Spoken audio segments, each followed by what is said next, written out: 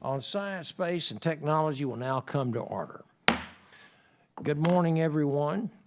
Without objection, the chair is authorized to declare recesses of the committee at any time.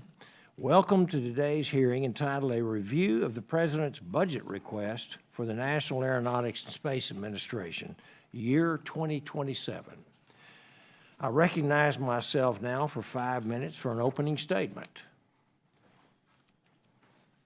Just 3 weeks ago, the world watched as Artemis II lifted off from the launch pad 39B at Kennedy Space Center. Over the course of nearly 10 days, the mission carried 4 astronauts around the moon and back, taking them deeper into space than any humans had ever traveled before. I was very proud to be in Florida for this awe-inspiring launch. I was also very honored to be in Houston to welcome the crew back home. The mission was the result of years of planning and was almost flawless in its execution, maybe except for the toilet. For more than 2 decades, this committee has advocated for continuity of purpose, specifically to enable NASA to carry out programs of this size and this complexity. In February, this committee unanimously reported a bipartisan NASA reauthorization bill to the House that maintains that continuity of purpose across the agency. I look very much forward to working with Ranking Member Lofgren and our counterparts in the Senate to get a bill to the President's desk very soon. Last month, NASA hosted an event called Ignition, where the agency made several announcements regarding changes to the Artemis architecture and other agency initiatives. Among these announcements was a commitment to develop a crewed base at the moon's south pole to significantly increase the cadence of robotic lunar missions and to conduct a nuclear demonstration mission to Mars. Several of these initiatives represent an exciting future for our space program. But we would not fulfill our role as authorizers if we did not gain an understanding of the purpose and the price of such missions, as well as their impacts on other programs within the NASA portfolio. During NASA's Ignition event, the agency announced its intention to build and install a new government module on the International Space Station. It would then encourage commercial companies to attach to this new module. This is a significant departure from the commercial low Earth orbit development program that NASA has pursued to date. This new proposal must be supported by budget, technical and policy analysis, as well as discussions with international and commercial partners. We also must understand the timeline over which this new approach will unfold and how that impacts NASA's presence in low Earth orbit. The Office of Management and Budget's proposed budget for fiscal year 2027 requests $18.8 billion for NASA, roughly a 23% cut from amounts appropriated by Congress in fiscal year 2026. Many of the proposed budget cuts were rejected by Congress previously, and I am confident that they're going to be rejected again. Both the President and Congress have provided explicit direction for NASA to undertake a range of activities, from exploration and science to aeronautics research. We must ensure that NASA is funded at a level that allows it to pursue those missions. I simply do not believe that this budget proposal is capable of supporting what President Trump himself has directed the agency to accomplish over the course of his 2 terms, nor what Congress has directed by law. To be clear, I'm a conservative Republican. I am a budget hawk. Our nation is nearly $39 trillion in debt. We must address this alarming situation, and soon. But we must be smart in how we do so. Shortchanging NASA is simply not smart. We face competition from China across all aspects of space activity. China aims to send astronauts to the lunar surface before the end of the decade. If we do not carefully address the future of NASA's activities in low Earth orbit, the Chinese space station could become the only human-tended platform and the only option for countries seeking to collaborate on microgravity research. China also conducted several impressive science missions and plans for more. We must ask whether this proposed budget maintains United States civil and commercial space dominance, or if we risk ceding that leadership to our adversary, China. Only through Congress, our commercial space sector, and the administration working together can we ensure continued U.S. leadership in space. I look forward to learning more about the administrator's plans, including what he discussed at NASA's Ignition event last month. So I want to thank you, Mr. Administrator, for appearing before us today, and we look forward to your testimony. So now I would like to recognize the ranking member, Ms. Lofgren from California, for her opening statement. Well, thank you, Chairman Babin, for today's hearing and the budget request for NASA. I want to give a special welcome to Administrator Isaacman, who, of course, we know is newly minted in his role for only 4 months. I really appreciate the passion and the vigor that you're bringing to your service, and I look forward to our discussion on NASA's future. With the thrilling Artemis II mission still fresh in our minds, NASA gave us a taste of an inspiring, bold, and bright future for the agency. I want to congratulate you, Administrator, and all of NASA and its industry and international partners on Artemis II's success, which was a proud and uplifting moment for America. At least from the outside, everything appeared to go smoothly, an outcome that rests on the grit, blood, sweat, and likely tears of employees, thousands of employees. These workers sacrificed attending children's birthdays, anniversaries, family vacations to put in the demanding work required to prepare Artemis II for its lunar journey, and the Exploration Ground Support Team deserves a loud shout-out and our thanks. However, on day 3 of the mission, while Integrity's crew were 99,900 statute miles from Earth, preparing for their lunar science observations, the President and Russ Vought released the fiscal year 2027 budget request. As the Chairman has noted, and like the 2026 request, OMB once again tries to argue that NASA and the United States will continue to lead in space and Earth science, human exploration, aeronautics, and space technology, while all but exploration would see draconian cuts. Cuts totaling $5.6 billion, or 23%, from the fiscal year 2026 enacted level is not wise. These reductions do not exactly send a welcome home message to the Artemis II crew or to the NASA workforce for that matter. The request, the 2027 request for NASA, I think was largely locked down before you, Mr. Administrator, assumed your position. but it should come as no surprise that we have concerns here in the Science Committee. Exploration would see disproportionate increases under this proposal. The rest of NASA would not. Slashing space and earth science, aeronautics, and space technology, while our society increasingly depends on space assets and services to function, that's just not a winning strategy.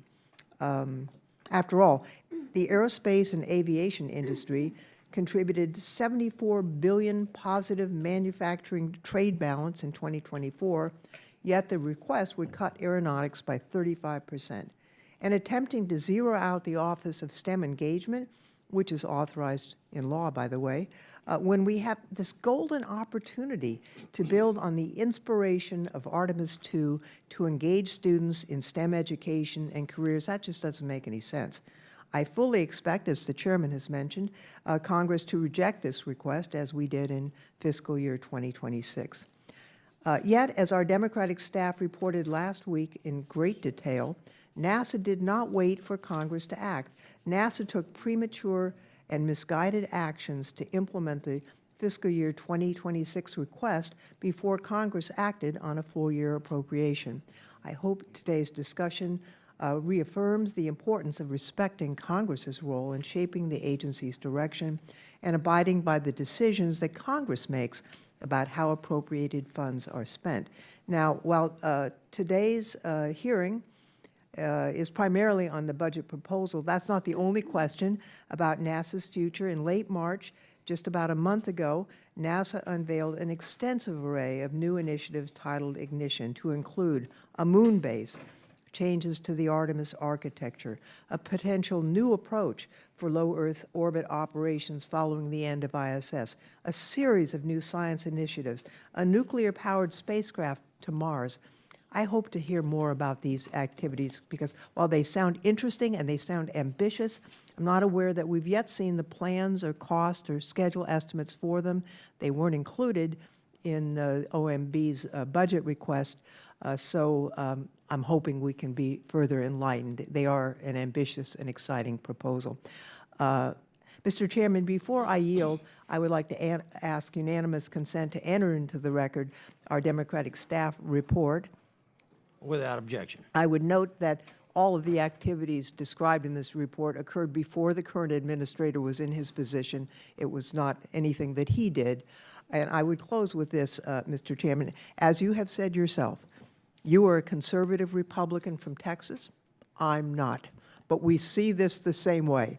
And I'm hopeful that we can work together and make sure that our country remains in the lead when it comes to space. And I yield back, Mr. Chairman. I'd like to thank the ranking member, and now let me introduce our witness today. Our witness today, of course, is our 4-month longevity, doing a great job, I think, so far, and is Mr. Jared Isaacman, our new NASA administrator. I want to thank you for joining us today, sir. And I'd like to recognize you now for a 5-minute opening statement. Thank you, Chairman Babin, Ranking Member Lofgren, and members of the committee. I am honored to speak before you today to provide an update on the state of the National Aeronautics and Space Administration and to present the President's budget request for fiscal year 2027. Now, on July 29, 1958, NASA was created to undertake and achieve the near impossible. And on July 20th, 1969, when Neil Armstrong and Buzz Aldrin walked on the moon, that's exactly what we did. In the decades since, American ingenuity was on display. As the shuttle program took flight, the International Space Station was constructed, and telescopes, probes, and Martian rovers were launched to help unlock the secrets of the universe. The last 2 decades are a different story. The GAO's 2025 assessment of major NASA projects identified roughly $15 billion in cost overruns since 2009. Just as an example, Dragonfly was initially proposed 6 years ago at $850 million for development. We are optimistic it will launch in 2028 at a cost of $3.4 billion. Our flagship X-plane, the X-59, was conceived 8 years ago as a $468 million program with a first flight expected in January of 2022. The program to date is close to $800 million, and first flight occurred in late 2025, only recently resuming operations. The future enhancements to the SLS rocket, referred to as Block 1B, which is a performance upgrade to co-manifest cargo that industry is already capable of supporting at lower cost, required the Mobile Launcher 2 and the Exploration Upper Stage. ML2 was awarded in 2019 on a $383 million contract for delivery in March of 2023. The ML2 program cost was on track to $1.8 billion, with years more to go. Similarly, EUS, the Exploration Upper Stage, began with a contract value of $962 million. It has grown to over $2 billion, and the Inspector General assessed SLS Block 1B would likely reach $5.7 billion. Of course, we are absolutely riding a high at this moment. The nation and the world paused as 4 brave astronauts on Artemis II flew around the moon. NASA made the headlines we were supposed to make. We showed the world the moon again, and we showed humanity Earth again. I want to congratulate the crew of Artemis II, the NASA workforce, our contractors and partners for delivering this moment and for all that will inevitably come next. As President Trump so correctly said when speaking to the crew from space, today you have made history and made all of America really proud. You really are modern-day pioneers. The pioneering spirit championed by the President has breathed new life in our country's effort to master the stars. But for all the Artemis II mission has accomplished, how we arrived at it was far from perfect, and the decisions of previous administrations that led to these deficiencies deserve some careful reflection. Almost the entirety of the SLS program is repurposed, decades-old space shuttle hardware. I certainly understand why the shuttle program was ending, and it was very important at the time to look after the industrial base. I will also say that was at a time when we did not have a geopolitical competitor challenging America in the high ground of space, but perpetuating the past does not help us realize a better future. Even after over $100 billion of taxpayer funding to date and the most recent and successful Artemis II mission, we would not have launched again until late 2028 with the aim of putting astronauts on the moon under the previous plan, a plan with no hope of achieving this national imperative. You do not fly rockets like this every 3+ years and expect success. Further, you do not make each vehicle a work of art by materially changing the configuration. You also do not build a base in orbit above the moon when the scientists, the engineers, the astronauts, and certainly the space-loving community want to be on the surface of the moon, which is already very hard to achieve. So like many, I want to see more missions of science and discovery. Under the previous administration, NASA, with the support of Congress, rightfully canceled the Mars sample return mission that was conceived to cost up to $4 billion and in just a few years ballooned to over $10 billion, with $2 billion in taxpayer funds that have already been spent. This is not good capital allocation or execution, and adding dozens of other in-formulation or life-extended science missions alongside it does not necessarily make things better. American exceptionalism is being challenged in the high ground of space. To win, we cannot establish programs that are designed to be too big to fail, but at the same time, too costly to succeed. Nor should it be throwing more money at the problem, but rather fixing the problems and concentrating resources on the mission and delivering outcomes. The President's fiscal year 27 budget, alongside the resources in the Working Family Tax Cut Act, focused the agency on these priorities: return to the moon, increase launch cadence, and land American astronauts on the surface by 2028, consistent with the directive laid out in Executive Order 14369, ensuring American space superiority, which was issued by President Trump last December. In parallel, build with industry a moon base. This includes landers, rovers, power and communication, tech demonstrations, so we can master the skills needed for future crewed missions to Mars, alongside all the scientific payloads those systems can carry. Ignite the orbital and lunar economy. Work alongside industry to expand commercial astronaut payload and monetization opportunities on the space station, send demand signals for landers and rovers in support of a moon base, and transition to one or multiple commercial space stations by 2030. We have already awarded private astronaut missions 5, 6, and 7 in that regard. The budget supports the Nancy Grace Roman telescope that will launch at the end of 2026 with 100 times the field of view of Hubble, 1,000 times the scan rate.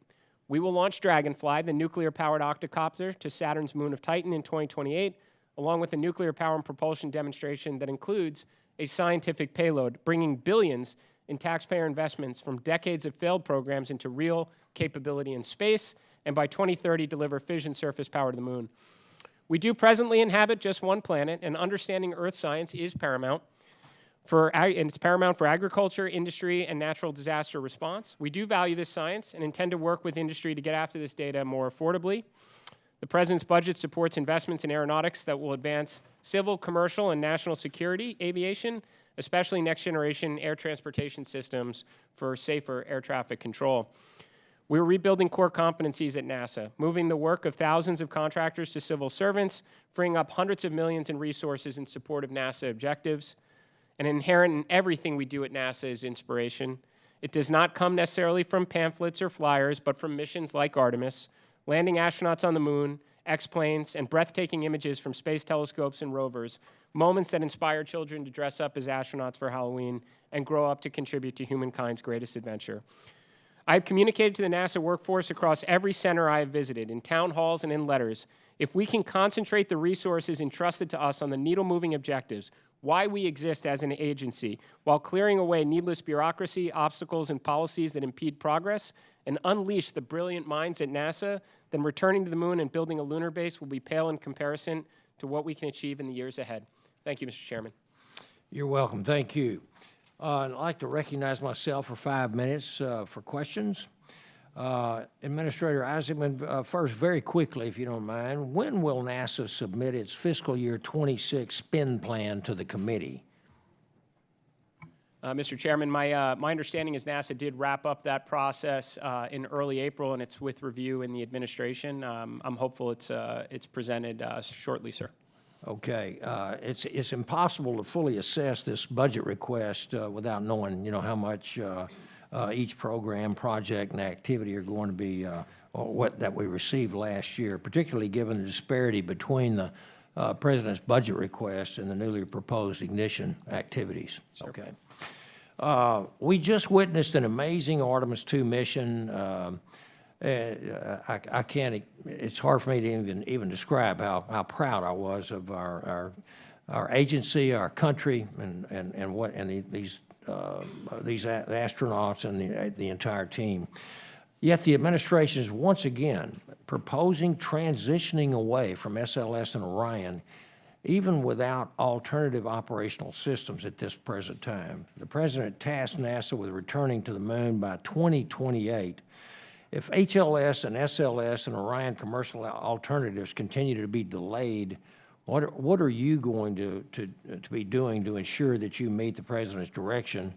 And you said recently that you would probably be out of a job if you don't deliver, and I don't want to see that happen, Mr. Administrator. We went too long without a permanent administrator. So if you can. Sure, Mr. Chairman.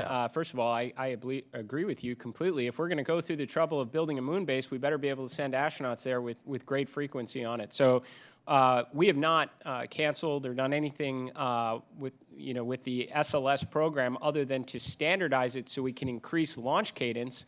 So that amazing rocket that we all just witnessed launch just weeks ago, we can see with greater frequency. So trying to, as I mentioned in my remarks, not turn each one into a work of art, because it's hard enough to do it at the current rate, standardize, launch faster. We're added a mission with SLS in 2027 to demonstrate the interoperability of the Orion spacecraft with the landers. So in 2028, we can protect for potentially 2 additional SLS launches for crewed astronauts to the surface of the moon before our arrival.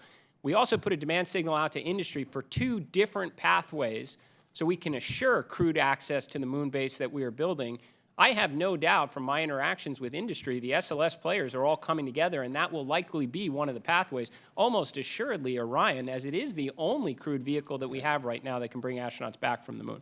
Okay, I certainly hope you'll finish the second mobile launch platform as well that is nearing completion, and ensure that SLS has an upper stage to meet the 130-ton to orbit requirement directed by statute. And I look forward to hearing your backup plans to ensure that we meet the President's direction. Next, earlier this year, you announced a new workforce directive to increase NASA's internal expertise by converting thousands of technical, engineering, and operational roles from contractor positions to civil servant positions. I've seen firsthand how NASA, JSC, civil servants play such an important role in providing institutional knowledge and core capabilities. I've also seen how a robust contractor workforce, the envy of the world, quite frankly, can provide NASA with agile and cost-effective solutions to evolving NASA needs. As you implement this new workforce directive, how are you planning to balance those priorities and ensure that you don't swing the pendulum too far in one direction? Mr. Chairman, I completely agree with you on that assessment. It takes the contributions of the civil servant workforce, our contractors, our commercial and international partners to undertake the endeavors that we are pursuing right now, like putting American astronauts back on the moon so we can stay. That said, I will say in my first month or so, when I made it a point to visit every one of the centers, hear from the workforce directly, host town halls, establish inboxes to receive feedback, I was surprised that greater than 40,000 of NASA's workforce is essentially full-time contractors. They don't support anyone else. They work exclusively for NASA. This is at an expense of over $4 billion a year to some various staffing-related agencies. And I'll tell you, sir, they're not doing that for free. Now, some of these roles absolutely are best served as contractors. They're outside of our core competencies, and we rely on them heavily, and we're grateful for that service. But some examples, sir, our mission control in Houston. I do think a core competency for NASA is to be able to build rockets, launch rockets, and support rockets when they're underway in space at mission control, and some engineering support staff. And that we should look for opportunities to bring them into civil service, and they welcome that. Now, I'm not making the picks here, Mr. Chairman. I'll tell you, I've delegated this down to the center directors. So those at JSC, KSC, Marshall Space Flight Center, those are the center directors, the local leadership that are determining what is our core competency that we need at NASA to ensure that we win in the high ground of space, and these are the personnel that they're identifying, sir. Okay, I'm out of time. I have a couple more questions, and perhaps maybe later. But I'd like to go to the ranking member for her questions. We will alternate between majority and minority here. So, Ms. Lofgren, if you're recognized. Thank you, Mr. Chairman, and thank you for your testimony, Administrator, as well as the energy that you're bringing here to the agency, which is admired and appreciated. I want to draw your attention to an email that we put up on the screen. The Democratic staff of the committee obtained it, and it was put in our report that I sent you earlier. It's an email from the project manager of NASA's Electrified Powertrain Flight Demonstration Project, or EPFD, to the EPFD project team that was sent May 30th, 2025, obviously before you were here. You may want to, I think you've read it before, but I want to read the first 3 sentences of the email for the record because I think they tell the whole story. On the very same day that NASA's full fiscal year 2026 budget proposal was released, the project manager writes to her staff, "Dear EPFD family, I'm the bearer of sad news. The President's budget and OMB have zeroed out EPFD for fiscal year 26 and beyond. The agency has requested an orderly shutdown of the project by September 30th. Mr. Chairman, I ask unanimous consent to put this email into the record. Without objection. Mr. Isaacson, this email is really smoking gun evidence that NASA implemented the fiscal year presidential budget request last year without congressional approval. Now, it wasn't just EPFD. It was not just the Aeronautics Research Mission Director where EPFD was located. It happened all across NASA. Now, the timeline matters here. As I said earlier, you weren't in charge. You didn't make this decision, and I won't ask you to defend the decisions of your predecessors or discuss them. But I want to make sure that as you move forward in this agency, that you will adhere to the law, what Congress has enacted. Adhering to the proposal is not what the law requires. The law requires that NASA adhere to what Congress passes. And I think there was damage done to the agency last year that even though Congress acted to fully fund the agency, the damage was done. So can you tell us how you're going? I know it's an awkward position as administrator. You're part of the team, the Trump team, and I understand that. I respect that. But how are we going to have confidence that you will adhere to what Congress passes, not what Russ vote says? Well, Congresswoman, I appreciate the question. Thank you for showing me the email. And also, I did have an opportunity to review the report as well. First, let me just say from the get-go, of course, we will always follow the law at NASA. And even if certain matters took place prior to when I was confirmed, I believe in extreme ownership. I did go and research the various positions that were taken in your report so that I could have a greater understanding of it. And what I could share with you, ma'am, with respect to this situation specifically, perhaps the project manager used some incorrect wording in the first sentence or two, is that it has been a longstanding practice at NASA to always adjust, what I would refer to as just a prioritization of resources based on the lowest of either the House, the Senate, or the PBR mark. The head of the Aeronautics Research Directorate made the call on this one, that based on a prioritization of resources, did not feel this was a program that should continue going forward. Of course, after FY26 appropriations, it was resumed, but I'll tell you, even having conversations, they did decide to revise in some respects based on the merits of this project relative to others in aeronautics, if this is something we should invest in long term. And I do think, as I mentioned in my opening remarks, there are times where NASA's capital allocation execution has not been great and hasn't served those that are, hasn't served the taxpayers well, or the outcomes that we're trying to achieve within the agency. Well, I just, as the chairman has indicated, we are unified here on both sides of the aisle in supporting the agency, but we expect a collaboration on these issues and not action that is outside of what Congress is authorizing and funding through the appropriations process. Let me just ask one other thing. The professional staff on our side of the aisle has been asking your staff which missions or projects in the budget proposal would be canceled. And we've been told that your staff, your professional staff can't tell us that. We need to know what that is because we need to understand a list of the new missions or projects that the budget request would cancel in order for us to do a full and professional analysis of that. So can we get that from your staff, please? So, ma'am, absolutely, we're happy to make time available to review everything that's within NASA's plan. And I just make my commitment here. I am here at NASA for the mission. So if there is a program that is underperforming, not meeting expectations, or not in the best resources, I can assure you and promise you that I will over-communicate and make the case for why those resources should be spent on something else that better serves NASA's mission. Thank you, Mr. Chairman. My time is expired. Yes, ma'am. Thank you very much. And now I'd like to recognize Representative Baird from Indiana. Thank you, Mr. Chairman, and thank you,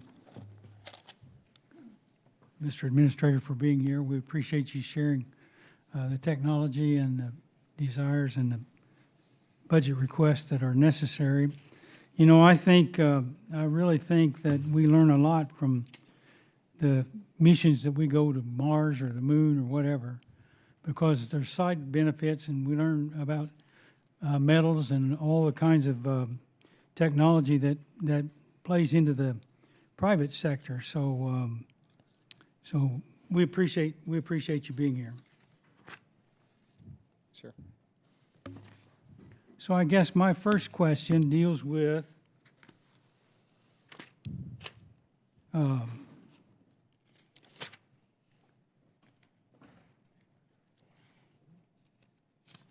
sorry about that. So in your testimony, you noted that understanding earth sciences is paramount, yet the fiscal 27 budget for the science directed that was submitted to Congress is over 50% smaller than the funding Congress enacted in 26. So can you help me and the committee understand where you expect to cut the savings or cut the cost and the savings, where they will come from within the science directed? Yes, Congressman. So we'd be happy to review and set up a session with you or your team to go mission by mission. What I would say, generally speaking, most of the cuts related to missions that were in formulation, and that is because we believe that we are at a time now where industry is maturing capabilities. I mean, you have constellation providers that are printing off satellites these days that can incorporate new instruments that they're in the future may be a better, more affordable way to get after the data so that NASA can apply resources to initiatives like Nancy Grace Roman telescope or Dragonfly that no one else in the world is capable of doing. So you have in-formulation missions, and then you have those that have been up for a very long time that have moved past their, or in some cases moved past their general useful life. What I can assure you, sir, there are no gaps in our earth science capabilities. I mean, I can rattle off, 10 missions, GRACE, ISAT, Landsat. You have multiple Landsats plus additional Landsats that are coming, NISAR, PACE. We are continuing to maintain a robust portfolio of earth science satellites up there to avoid a gap, but we are acknowledging that at some point in the future, there is probably a more efficient transition to commercial satellites for Earth observations and space weather, sir. So that leads me to my next question, which is, with the increased commercialization of space activities, what role do you believe NASA should play regarding the collection and the dissemination of Earth science information by the commercial providers? So how do you fit in, and how do you see that responsibility? That's a great question, Congressman, and one that often comes up, I would say, on the broader NASA mission, which is there is always a place for NASA in this. We should constantly be recalibrating our mission to doing the near impossible, what others are incapable of doing, and freeing up what we've already mastered to industry, where competitive dynamics can improve the quality and capability of the service and ideally make it available at lower cost. And I would say, sir, we've just witnessed this on full display. When you think about it, sir, 6 years ago, if we wanted to put an American astronaut in space, we had to book it through Russia. And now we've already got NASA Crew 12 up there. We just saw 3 American astronauts and Canadian astronaut go around the moon. Amazing things happen in a very short period of time when NASA's at its best. We will apply those skills to commercial providers, and we are talking to multiple through RFIs we've issued to ensure they have the capabilities to provide continuity of this Earth science data where applicable, so we can free up resources to do more of what I just described.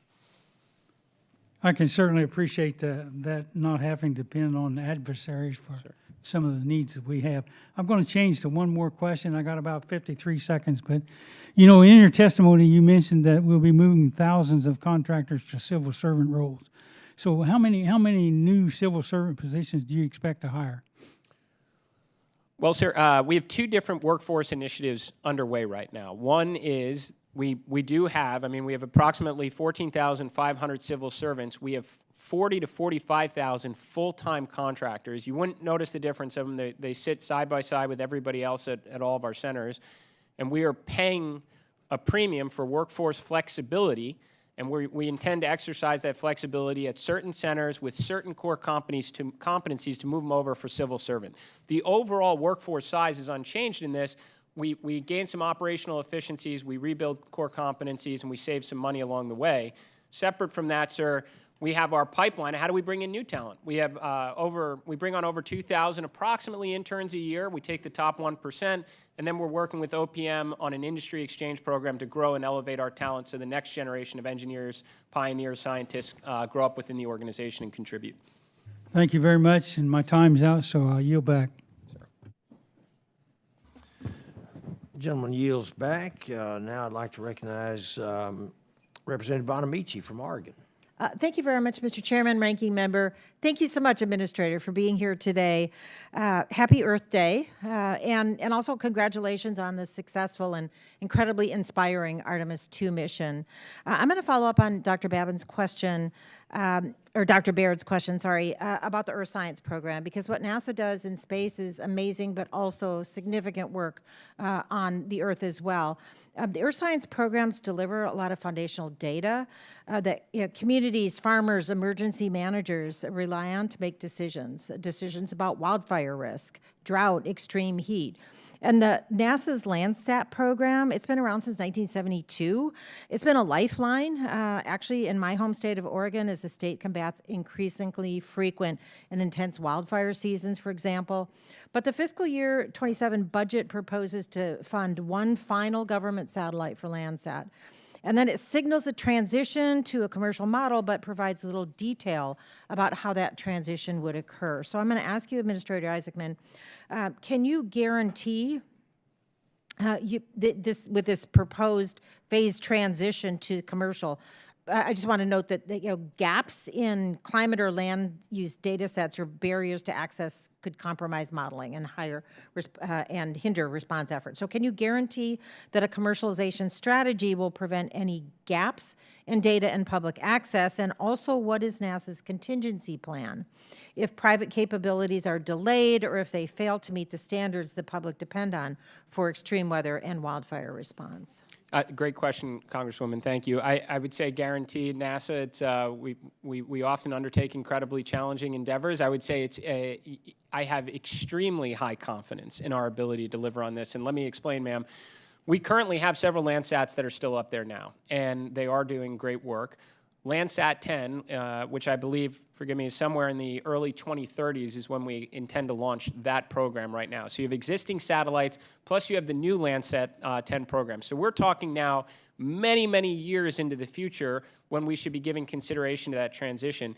And that's taking place now at a time when industry capabilities are maturing extremely fast. As I pointed out, 6 years ago, our only way into space was via the Russians. Now we're on NASA Crew 12. Artemis is launching. There's constellations of communication and observation satellites, not just Starlink. You have Blue Origin, Planet, Black Sky, and all of them have reached out to us and said, give us this mandate, and we can incorporate these tools. Now, we're proceeding carefully at it. We've put RFIs out to gather the data, but I'm quite confident by the time Landsat 10 or anywhere close to it is terminating that we have the capabilities from commercial providers. I appreciate your confidence. We've spoken a lot on this committee over the years about public-private partnerships. I just want to emphasize the importance of Yes, public access to data, how critical that is. I also want to follow up on the point that the ranking member Lofgren made about the proposal to eliminate NASA's Office of STEM Engagement. Also serve on the Education and Workforce Committee. And this office has served as a pipeline really for the next generation of scientists and engineers for decades. And I want to explain that this, to me, raises serious concerns about support for America's future scientific workforce. And we saw how the captivation of young people and what that meant to watch the launch and the return of the astronauts, children and future scientists around the world watching this and how inspiring it was for them. So to me, it makes no sense to destroy a program that really would foster future science talent. So how does closing the door to aspiring scientists help NASA sustain a skilled workforce and lead the world in discovery? Oh, Congresswoman, I would just say that that inspiration and, as a result, STEM engagement is inherent in really everything we do. To your own point, ma'am, when Artemis II launched a human space exploration initiative, the world paused and took notice. And I do believe, you know, thanks to the good work from Reed, Victor, Christina, and Jeremy on that, there will be more kids dressing up as astronauts for Halloween. And it's not just in human exploration, it's missions like Dragonfly and the Nancy Grace Roman Telescope. So I think it is NASA focusing on and achieving our near impossible mission that sends that powerful message of inspiration across the world that does inspire that next generation of pioneers. I appreciate that. I also think it would send a strong message of support and inspire to maintain the Office of STEM Engagement. NASA's mission really does depend on world-class data and a strong prepared workforce to carry the mission forward.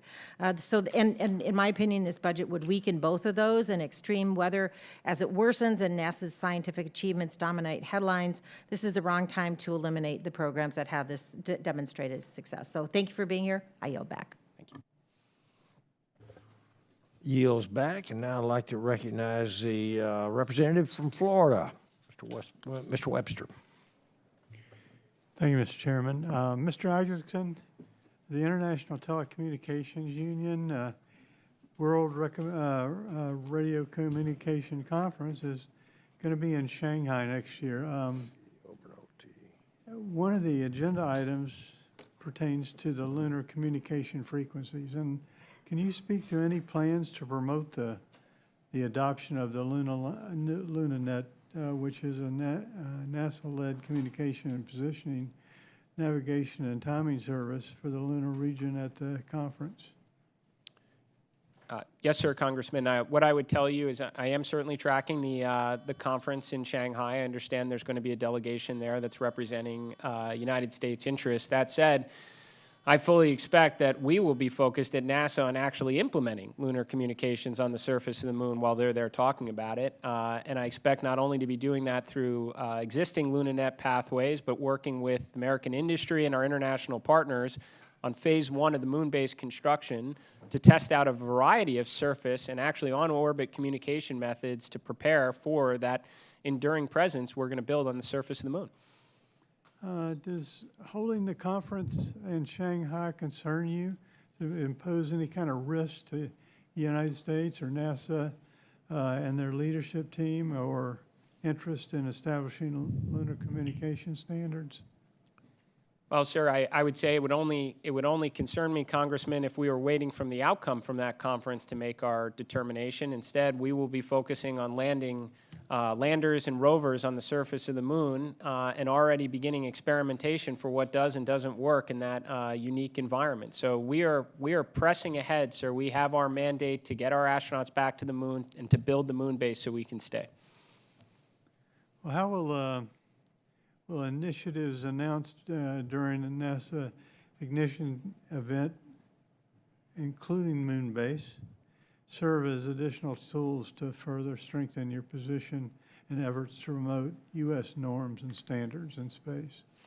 That's a great question, sir, and I think we've intentionally designed the moon base architecture to experiment with what does and doesn't work in the lunar environment, which is the whole phase 1, to inform subsequent phase 2 and phase 3 build out. What we're doing, Congressman, is we're actually drawing on the playbook that worked really well for NASA in the 1960s when we had Mercury before Gemini and Gemini before Apollo, and a lot more Apollo missions before we landed. This is the unknown, and we haven't been there in a long time, and we should experiment.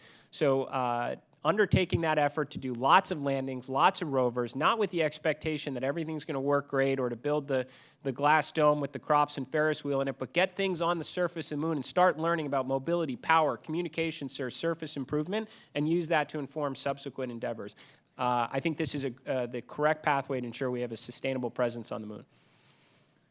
How is NASA leveraging the Artemis program and Artemis Accords as tools, kind of a soft power to position the United States as a leader in space, and that reflects our values?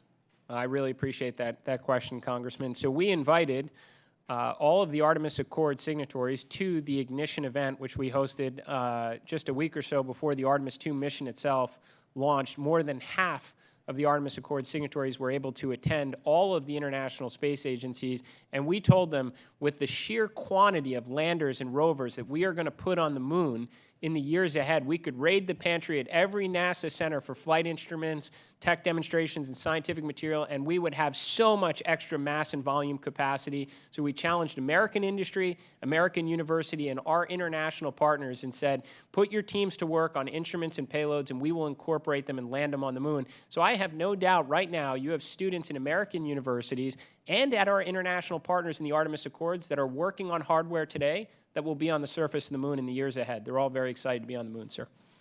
Thank you very much. I have no other questions. Yield back. Gentleman yields. Now I'd like to recognize Representative Ross from North Carolina. Thank you very much, Mr. Chairman. Good morning, and thank you, Chairman Babin and Ranking Member Lofgren, for convening this very important hearing at this important time.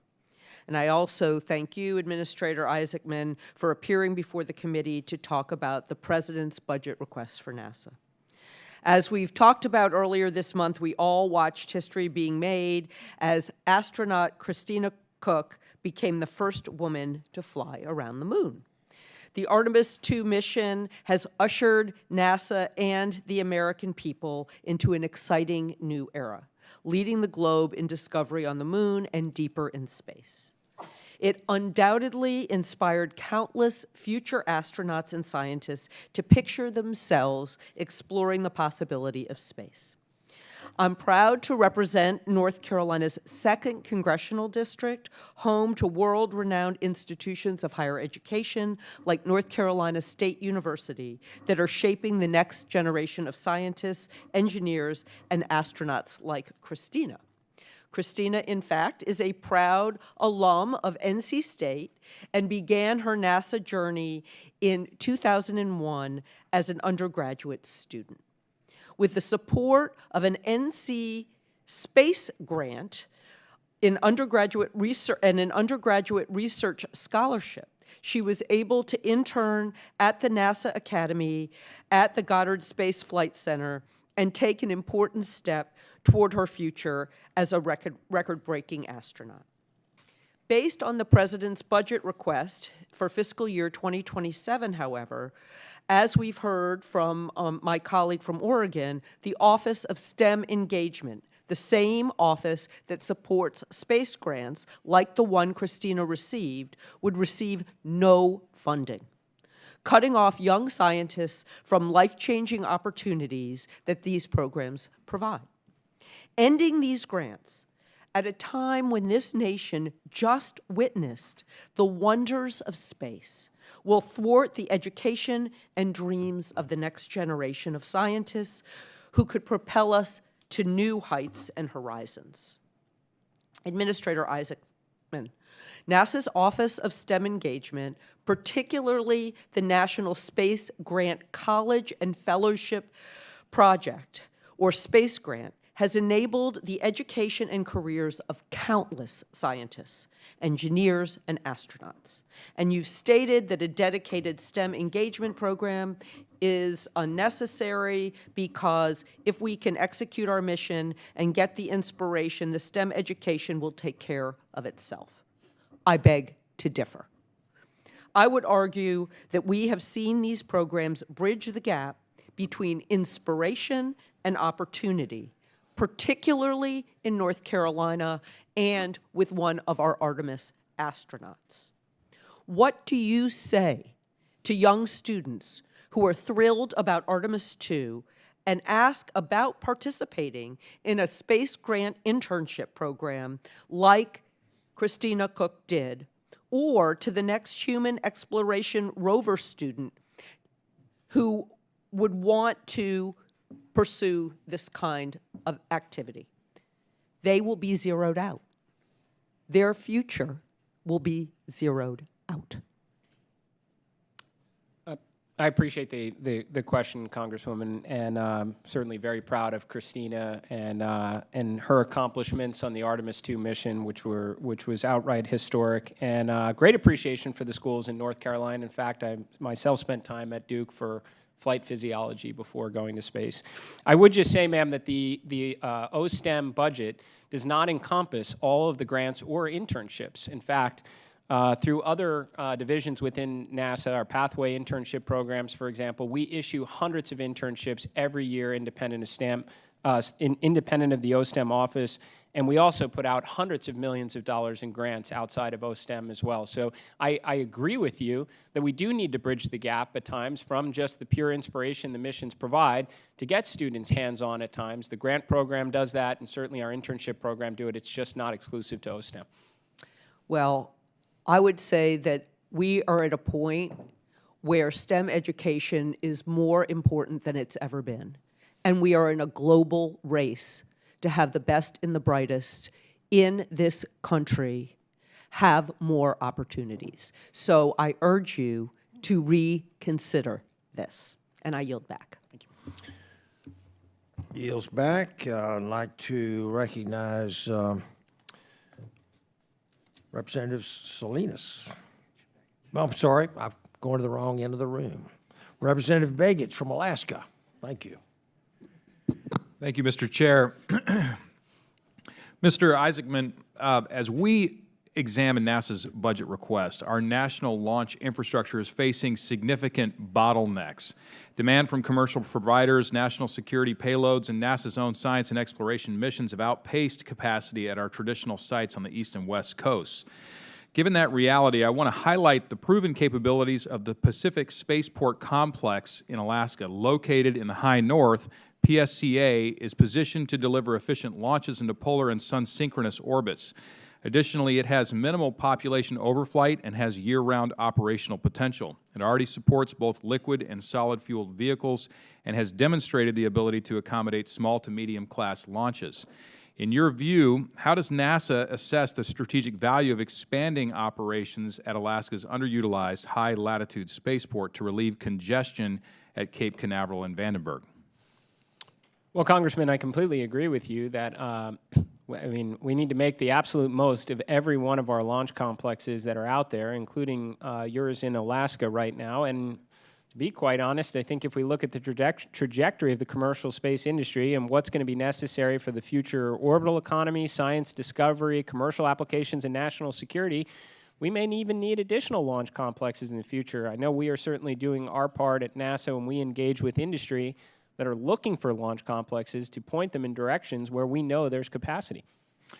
I want to mention the outstanding work also being done at the University of Alaska system, particularly the University of Alaska in Fairbanks and in Anchorage, in partnership with NASA. Their Geophysical Institute, Poker Flats Research Range, and funded projects have delivered great research in areas including space weather, physics, Earth observation, and workforce development that all directly support NASA's science and exploration goals. My question is, do you believe NASA should leverage space grant-affiliated universities, such as the University of Alaska, to enable cost-effective science in space? I do, Congressman. In fact, it's been a priority of mine as I take seriously every single dollar that Congress affords NASA, and I want to maximize the scientific exploration and discovery value of every cent of it. So we've taken very close look at every dollar that leaves the agency. So whether that's from small business, tech development initiatives to grants to university, with the idea of optimizing the process for speed.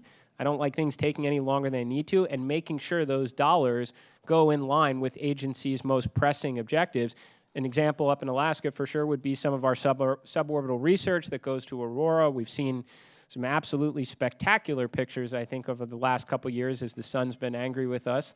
And I know Alaska contributes greatly to that scientific study. And I think it's a good example of where our grant dollars should be going. So just one last question. Just yesterday, NASA canceled their spaceport operations and center services solicitation. NANA Regional Corporation, which is an Alaska Native corporation, expected to receive that contract, yet was notified 2 weeks before that the solicitation was canceled. And I understand the workforce directive to restore NASA's core competencies. This decision has impacted an important relationship and creates some concern for contractors. And my question is, will you commit to having your team meet with my office to discuss the cancellation letter received by NANA and discuss how best NASA can work together with NANA and other contractors going forward? Yes, Congressman, and I would say, I mean, that if that took place yesterday, it might not have made its way to my desk yet. So I can't even say if that was directly related to the workforce initiative, though broadly, you know, even though it's the center directors that largely make the determinations of which core competencies should be rebuilt, generally speaking, I have said building rockets, launching rockets, and operations of those rockets are good areas that maybe NASA should be extremely good at in that regard. I can't say, though, that that is what's applicable to the Alaska complex, though. Fully agree with your comment regarding core competencies. Organizations can pick one, maybe two core competencies, and the rest are not, by definition, core. So appreciate that. Look forward to the discussion and appreciate your service in this role. Thank you very much, and I yield back. I'd like to recognize Representative Salinas from Oregon now. Thank you, Chair Babin and Ranking Member Lofgren, and thank you, Administrator Isaacman, for being here today. Like my colleagues have already said, Artemis II was an incredible success, and I congratulate you and your partners who made this happen. However, I do share some of these concerns about the proposed budget and some of the shifting priorities at the agency. In a recent interview with Science Magazine, you stated, and this is in quotes, "We should probably do everything we possibly can to understand our home planet," which I wholeheartedly agree with. But then you went on to say that for NASA to assemble scientists and put out papers on politically charged issues, whether or not this is an impending climate catastrophe, is not helpful to the broader NASA mission. So what are politically charged science issues, and who would decide on them? Congresswoman, I think as that conversation transpired, the point I was trying to make is it is absolutely an obligation of NASA to understand the only planet that we inhabit, and we have a lot of satellites that are capable of doing that right now, and we're ensuring continuity to continue to gather that data. And then I believe we should make that data available publicly and let the academic institutions across the nation and their scientists and subject matter experts put out the reports on those positions, as opposed to, for every administration changing, assembling a team of scientists that take their particular political view on something like climate change. Gathering the data, no question, vitally important. Making it available publicly, also very important. Thank you. So have you, or would you get involved or issue direction on the types of papers that our NASA scientists can actually publish? I have not taken any position, directive, written or otherwise, on what papers we should or shouldn't publish. That was my feelings that I expressed during an interview a couple months ago to the publication. Thank you. The scientific community has consistently recommended, through the highly respected decadal survey process, that NASA pursue a balanced mission portfolio that includes large, strategic science missions, also known as flagships. Flagships are the most complex, ambitious scientific endeavors the agency pursues with transformative capabilities that advance the highest priority scientific questions. The administration's budget request abandons meaningful pursuit of future science flagships after the Roman Space Telescope launches this fall across any space or earth science discipline. That is a bleak vision of U.S. space science, and it is in direct contradiction of the National Academy's decadal surveys of NASA's authorizing statutes. You yourself said at your first Senate Commerce confirmation hearing that the agency could and should have multiple flagship science missions at once. Why now is the Trump administration abandoning flagship science missions? How will you maintain a balanced mission portfolio without them? And have you consulted with the National Academies on this topic? So thank you for the question, Congresswoman. I'm going to have to challenge myself to be as concise as I can, because I love the subject, and I wholeheartedly believe we need more flagship science missions. In fact, as much as I would say it's good to be balanced, the reality is now, as commercial industry evolves and we have more standard bus architecture that's more affordable, more constellations, we actually probably can undertake a lot more affordable, of the lower end of the spectrum science missions, freeing up resources to do more flagship. I'm fully in support of that. The decadal process is extremely useful. I would love to recalibrate the timeframes down because I actually think, taking advantage of a very mature launch market right now, AI tools, we can actually gather the data and formulate positions on what should be subsequent missions a lot faster than the current process it is itself. So my feeling on this, with respect to the budget, is as we evaluate in-formulation missions that can be extremely costly. I mean, we spent $200 million last year on an in-formulation mission that was canceled by the previous administration. So I don't always think those are the best use of dollars. We could free up resources to undertake more decadal recommended flagship missions. And that is something I would like to be driving in that direction as much as possible. And there is another one coming after Nancy Grace. Of course, Dragonfly is very much a flagship mission set to launch in 2028. Thank you. I'm almost out of time. I yield back. Yields back, and now I'd like to recognize Representative Van Epps from Tennessee. Thank you, Mr. Chairman, and thank you, Mr. Isaacman, for being here today. President Trump has launched America into a golden age of deep space dominance. Earlier this month, NASA's Artemis II was incredibly successful. Artemis III is slated to test our operational capabilities before the Artemis IV lunar landing mission in 2028. It's certainly an exciting time for Americans looking to the stars. We are building a moon base, moving beyond exploration to establishing a sustained lunar presence. We are transitioning to commercial space stations, fostering a vibrant space economy in low Earth orbit. We're developing advanced nuclear propulsion technologies, propelling us to Mars. As you stated, sir, the American pioneer spirit is alive and well, and the President's FY27 budget request reinforces these objectives while responsibly stewarding taxpayer dollars. A lunar base and commercial space stations opens a new world of possibilities for industry, including the collection of resources essential for American growth. Metals such as nickel and cobalt, which are critical for battery manufacturing, a growing industry in Tennessee's 7th District, in an area this committee has highlighted as a major resource gap. The moon holds helium-3, a rare form of helium that has application for space exploration and quantum technologies, another area this committee has led on. Mr. Isaacman, how does this budget request reinforce NASA's goal of a flourishing commercial ecosystem, particularly related to collecting resources critical to American supply chains? Thank you for the question, Congressman. So I would say that you have to look at this budget and couple it with the President Trump's Working Family Tax Cut Act signature legislation, which gave the $10 billion plus up to NASA to be able to return astronauts to the moon and to build the moon base itself. That's where we're drawing on substantial resources, of which moon base objectives for sure is tech demonstration so we can master the skills someday necessary to go to Mars. It's certainly economic as well, with in situ resource manufacturing, that we'd be able to do those demonstrations and ideally unlock a lunar economy to fund hopefully lots of moon bases someday. And then, of course, it's scientific as well. As I mentioned, we could raid the pantry of every NASA center and we wouldn't have enough. We would have so much excess mass and volume for scientific instruments that we welcome the contributions from many. And to your point, sir, on resources and rare minerals, we also have other tools available to us that I think are exciting. For example, the America Competes Act allows NASA to put competitions out, binary outcomes, you either did it or you didn't, and receive awards for doing extraordinary things. And one area in particular that I'm looking at on that would be demonstrations of asteroid mining capabilities to bring resources back to Earth, of which if it's achieved by industry, it would certainly justify a nice award. Thank you. AI has been another priority for this committee. Numerous technology leaders have noted that energy is the primary bottleneck for terrestrial AI infrastructure. Last month, SpaceX filed with the FCC for authorization to launch up to 1 million satellites to operate as an orbital data center system. Other orbital compute projects like StarCloud and Google's Project Suncatcher aim to contribute to these endeavors. How does NASA plan to facilitate an orbital economy that can help realize aspirational solutions to challenging problems we face at home, such as energy constraints? I appreciate the question, Congressman. I think it's actually vitally important for America's interest and leadership to lead the world in AI.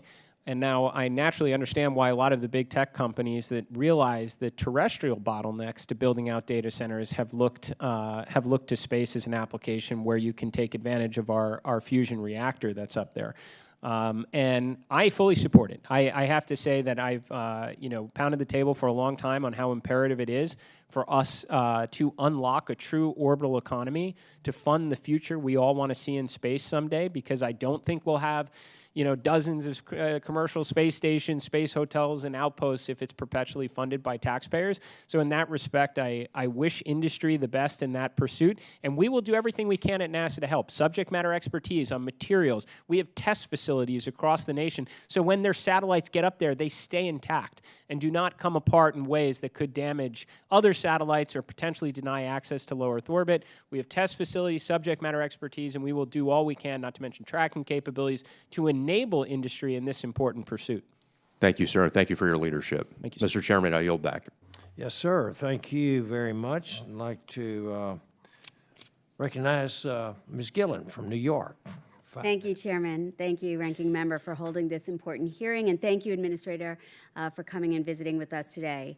So like millions of Americans and the members of this committee, we were so proud watching the entire NASA team on the successful completion of the Artemis II mission, and I congratulate you and congratulate all of NASA. So I represent a district on the South Shore of Long Island in New York, and it has been proud to power America's space program. The original lunar module, Eagle, was built on Long Island, and we are home to Brookhaven National Laboratory and leading universities like Hofstra, Stony Brook, Malloy, and Adelphi. That is part of the reason why I passed an amendment to the Bipartisan NASA Reauthorization Act during this committee's markup to expand research and technology consortia like the successful Lunar Surface Innovation Consortium. So, Administrator, you have laid out ambitious plans to expand NASA's capabilities. Would you be willing to work with my office to find ways that we can strengthen the research and technology consortia regions like we have on Long Island? Thank you, Congresswoman. I absolutely would welcome those conversations. I think it takes the contributions of the best and brightest from across the nation, even the world, to help us succeed in the undertakings that we have underway right now, like returning to the moon and building a moon base. And I absolutely have a great appreciation for the history in Long Island and Grumman. In fact, when I'm often asked the question about, do you need a NASA anymore when you have some of these industry players, I point back to we never went alone. Grumman, in fact, built the lunar module at the time, and also, I think, arguably the greatest fighter aircraft in history. So, thank you. I appreciate that. So as you may know, the NASA Authorization Act of 2022 directed NASA to research and develop new technologies to reduce aircraft noise. This is something that I hear about quite a bit. My district on Nassau County faces unacceptable levels of noise pollution from JFK Airport and LaGuardia Airport, which are two of the busiest airports in the country. So I'm wondering if you could give us an update on how the progress is being made in those studies, provide us maybe with a report, and if you will commit to continuing NASA's cleaner, quieter airplanes research, because it would be much appreciated by folks in my district. Yes, ma'am. So I'd say broadly in aeronautics that, somebody with a decades of business background myself, I do try and scrutinize a lot of the investment that we put into, co-industry development efforts and question at times, is this something that NASA should be funding because it's it's radical evolution of airframe and propulsion design? Or is this something that industry should be doing because for competitive forces, this helps them sell a quieter or more efficient engine? And I think there's examples of both that I've found. Some that we absolutely should be putting more resource into, and some that I don't necessarily agree with because I don't necessarily know it funds the future in airframe and propulsion design that we should look at. But with respect to, say, if X-59 specifically, our quiet supersonic demonstrator, we've taken great action to get it in gear. As I mentioned in my opening remarks, that's a program that's nearly double its original cost estimates and had flown once when I was confirmed into this position and wasn't planning to fly again for some time as it went through maintenance, which was kind of concerning as a pilot right after its first flight. And now it's flying all the time. In fact, it was flying throughout almost the entire Artemis II operation, which I was really pleased with. So we are accelerating the timelines to get to the data that you're looking for, which is get through the envelope expansion phase, start flying over cities, measuring the sound from the sonic boom, and using that to inform future faster airframe and quieter airframe design. So that's on track right now. Well, that's great to hear. And you mentioned throughout your testimony that about the private-public partnership and working with people in the private sector. So I have spoken to many airline, I'm on the aviation subcommittee as well. I speak to many airline industry professionals and talk about the ways we can incentivize them to develop the technology to quiet down our skies, and wondering if there is some outreach and connection between what you're doing over at NASA with the aviation sector to try to work together and take advantage of different opportunities to share research. Yes, ma'am. So we are, I can tell you this as the big A, the first A in NASA. This is an area that I have a great appreciation for. And believe me, I want nothing more than to see the aeronautics division inside NASA back to its what I would call its glory days of decades past, doing like almost the unimaginable, because I think in between rocket launches, a cool X-plane is a great way not only to learn, but also inspire the next generation. And I've been challenging industry. Please don't give us the proposals on how to squeak out 3% more fuel efficiency out of your 30-year-old engine. You should just do that as a good business. Bring us the crazy designs. Talk to us about the engine that's going to ensure America is 2 generations ahead of our rivals across the Pacific, whether that's in fuel efficiency, performance, noise, airframe design, just the same. And we've got an RFI out actually right now out of our aeronautics division, specifically challenging industry to bring us those kind of proposals so we can team up. Excellent. Thank you. My time is expired, so I yield back. Thank you, Chairman. Yields back, and now I'd like to recognize the representative from Florida, Mr. Herodopoulos. Thank you, Mr. Chairman. Mr. Administrator, thank you very much for taking the time. We're really grateful for your service. A lot on your plate before you got this job, and you're doing a heck of a job in this job. And I was honored to stand with you as we watched the Artemis II take off from Kennedy Space Center, and there you were at the landing as well. And just a tremendous success for NASA, and really it's a testament to the entire team at NASA for making this happen. And I think the leadership shown by our chairman as well and others, and we could not be more thrilled at what's happening in space right now. But as you know, we face a major challenge from China. And specifically, you put out some very bold idea, which is appreciated. I think the energy that I sense in talking to so many folks at Kennedy Space Center, where I represent, is not only contagious, but is growing. And it's just a thrill. Could you walk me through some of the changes as we get ready for Artemis III and some of those actions and the standardization of the SLS rocket and why you think this is the best path forward for us to win this new space race against the communist Chinese?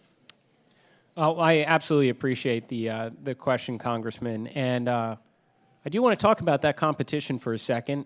This is not necessarily like the 1960s, where it turns out in hindsight we had almost unlimited schedule margin. No one's been back to the moon since Apollo 17, when American footprints last set foot on the moon. This is different now. I say it often that the difference between winning and losing will be measured in months, not years.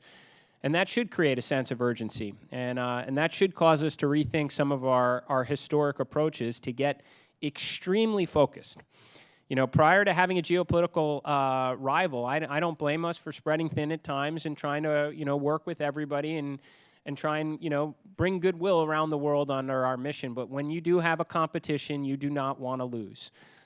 So I would say, yes, we have outlined some ambitious and bold programs. That's what we should do at NASA. But most importantly, sir, I would say we've outlined achievable plans.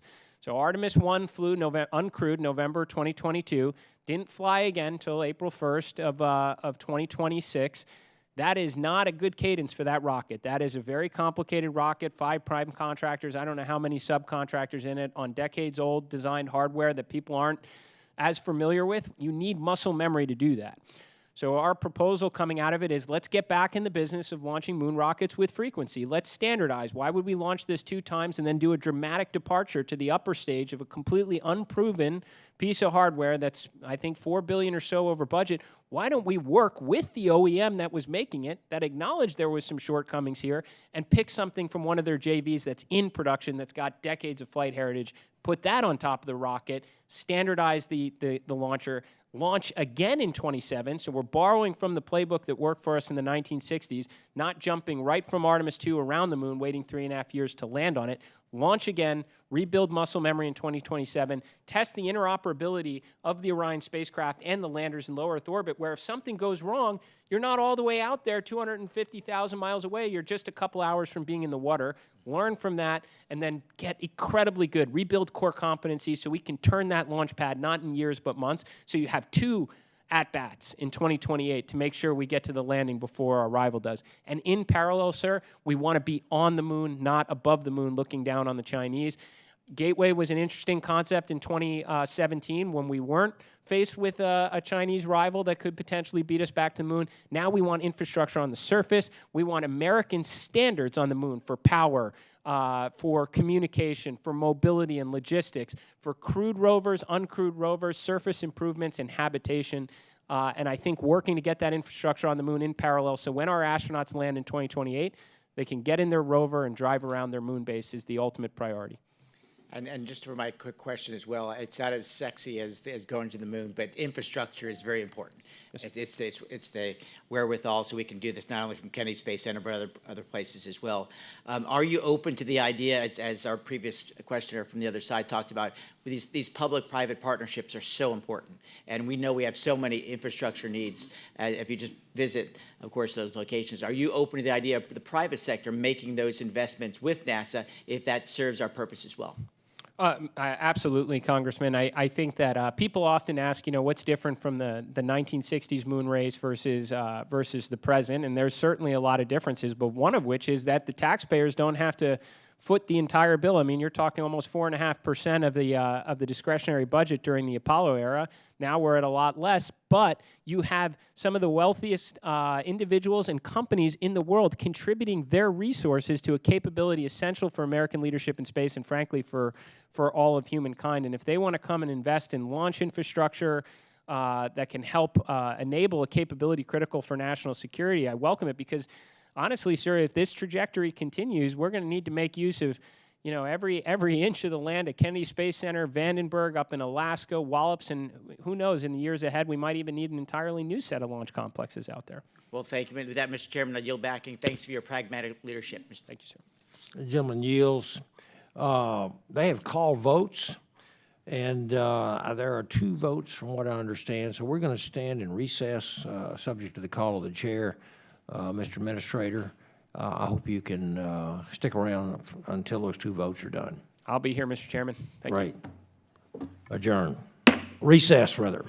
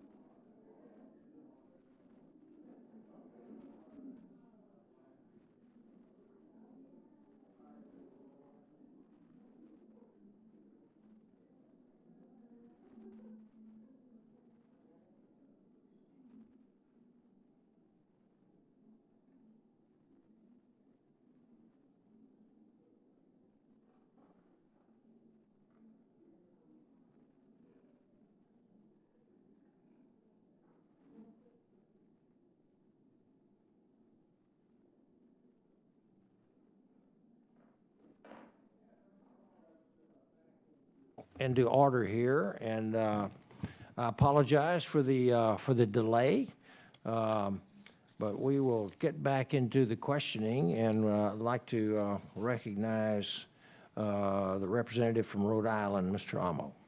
Thank you very much, Mr. Chairman, and thank you for your leadership in holding today's hearing. And thank you to Administrator Isaacman for being here. I'm grateful to see you. The National Aeronautics and Space Act makes clear that NASA is a civilian agency focused on peaceful purposes for the benefit of all mankind, while the development of weapon systems belongs to the Department of Defense.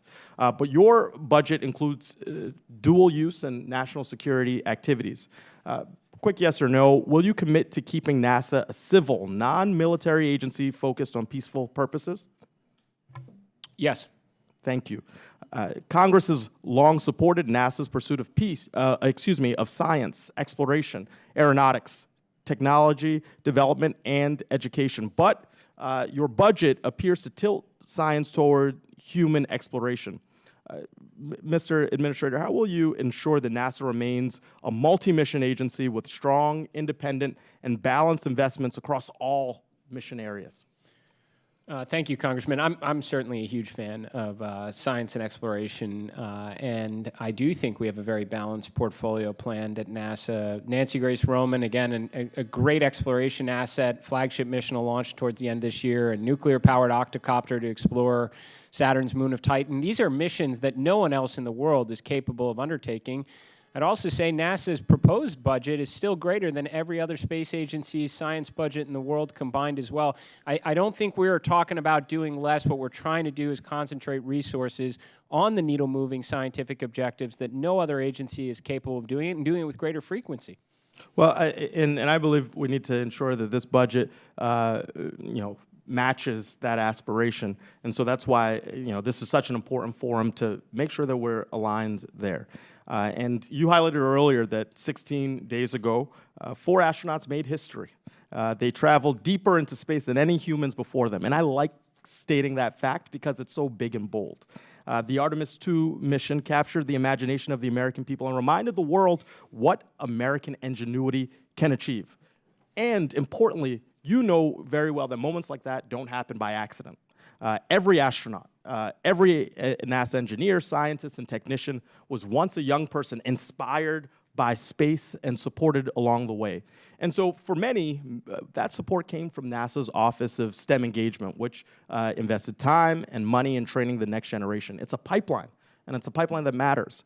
And last week, I was grateful because of your agency to bring astronaut Rajachara to meet with elementary students in Central Falls and Pawtucket, Rhode Island, as well as with college students supported by a space grant at Brown University. So from third graders to graduate students, you could see it in their eyes. It was special. Curiosity, excitement, ambition. The next generation is here, and the next generation is ready. But they need opportunity. And so we need them studying STEM today so we can power our workforce at NASA or in the commercial space industry tomorrow.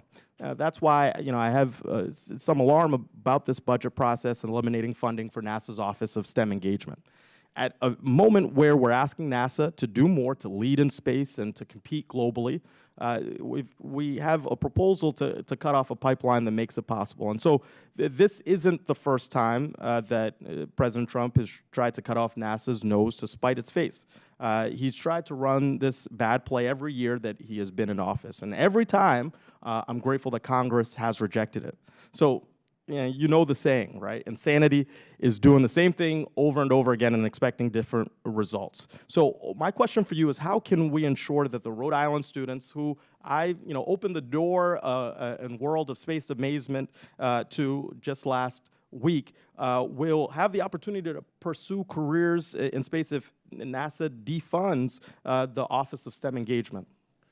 Well, I appreciate the question, Congressman, and I do want to reject any notion that the President doesn't have a great appreciation for space and inspiring the next generation. He did give us the Artemis program that we witnessed Artemis II fly under, certainly the Artemis Accords that have brought over 60 nations around the world to understand and be like-minded with our approach for peaceful exploration. I would just caution against being overly focused on a specific department when the entire agency's budget directly contributes to inspiration. Launching missions like Artemis II is what's inspiring more astronauts. Photographs from James Webb, the video from Perseverance and Curiosity rovers. And please understand, sir, we have grants across the agency. We have internship programs across the agency that are funded in the President's budget request. Well, look, what I would conclude with is inspiration is not abstract. We've got to be directed with the precious dollars that we have. I think we should be inspiring our youth, directing it very specifically in a focused way towards their engagement, towards filling these critical roles, towards meeting the aspirations that we've set. With that, I yield back. Thank you. Gentleman yields back. I'd like to recognize the gentleman from Utah, Dr. Kennedy. Thank you, Dr. Babin, our mighty committee chair. Grateful for that. And Administrator Isaacman, thank you very much for being with us today. NASA holds a lot of importance for Utah, my home state, as the home of the Northrop Grumman Promontory Facility, the Space Dynamics Lab at Utah State, among many other subcontractors that provide components to our space program. Northrop Grumman solid rocket boosters produced in Utah provided 75% of the thrust for the Space Launch System to get the Artemis II crew off the launch pad. I'm proud of that fact. We look forward to many more launches, by the way, in the coming years, and I know you do as well. You speak, Mr. Administrator, about your vision for science at NASA and doing more with less and relying on the private sector for both science and exploration. And can you provide some examples where NASA can save taxpayer dollars? Well, Congressman, I give you one great example, which would be SR-1 Freedom, our nuclear power and propulsion demonstration.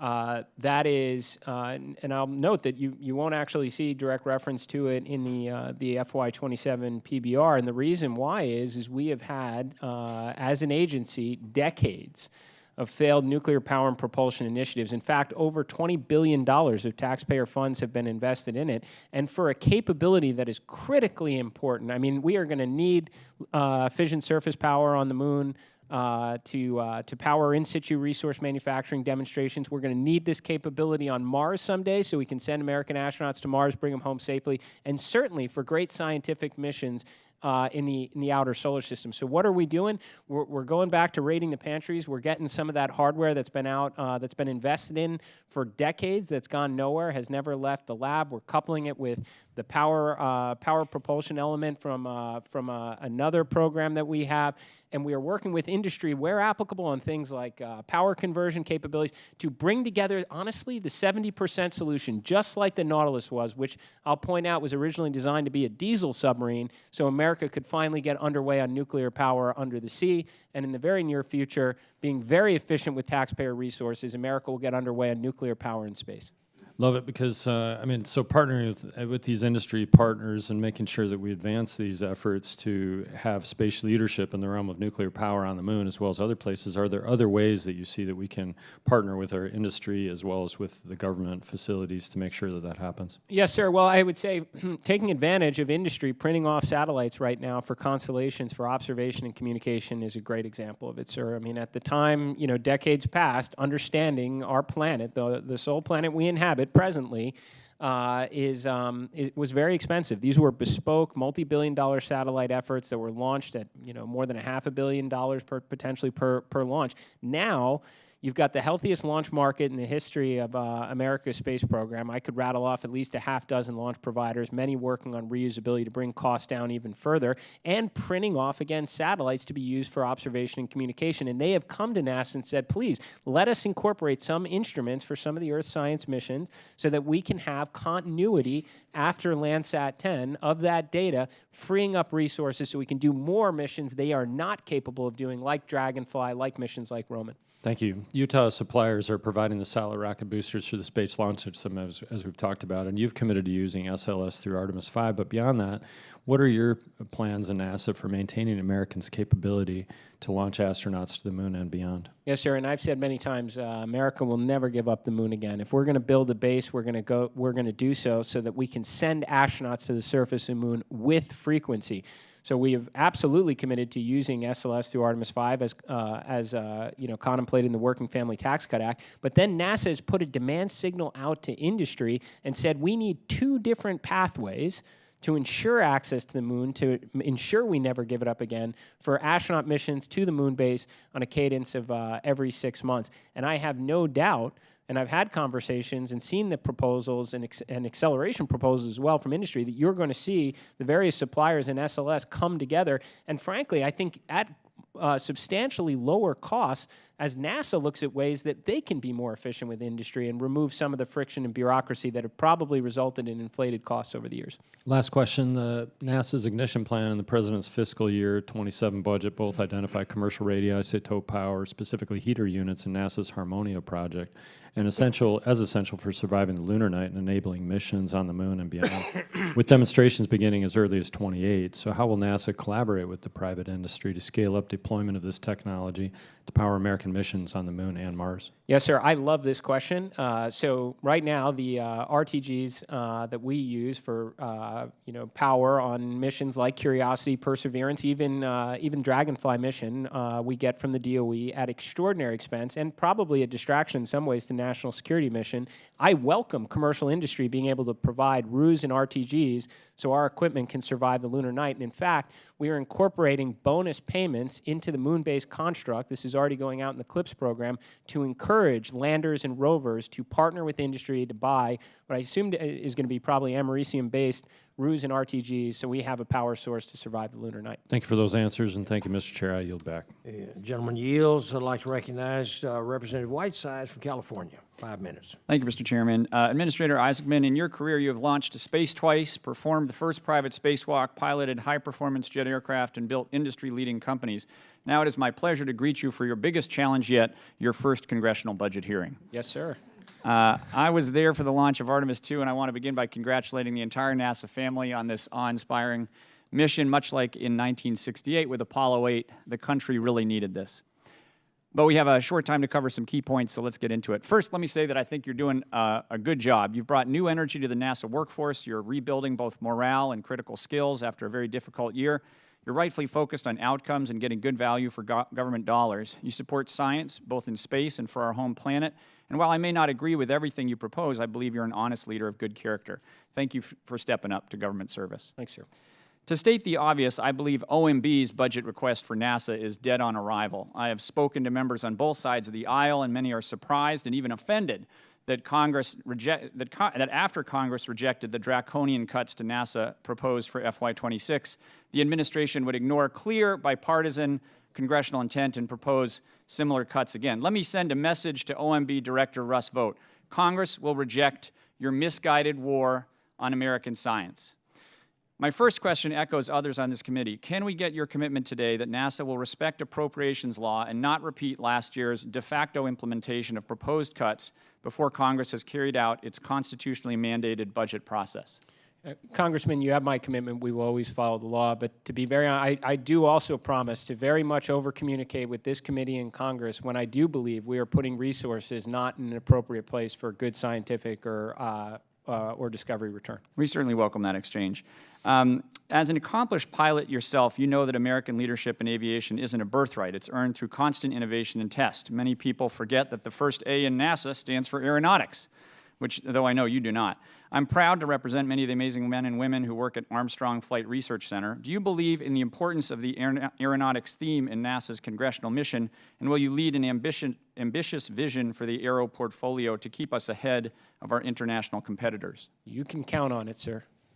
That's awesome. I will say that the deletion of sustainable aviation in the program at a time when aviation fuels are skyrocketing in price and avgas stocks are collapsing is short-sighted and should be reversed.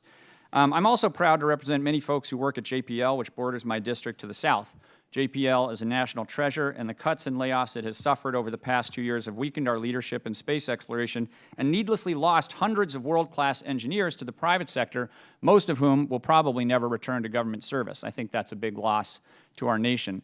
So I was very pleased to see JPL play a crucial role in several initiatives announced as part of your ignition efforts. I note that some of these very exciting new space exploration programs, such as Skyfall and Moonfall, do not seem to be in the President's budget request, which may be because they were developed after the FY27 budget passback from OMB happened. I look forward to working with you to help fund these missions through mechanisms that do not cannibalize existing science missions that are duly appropriated in law.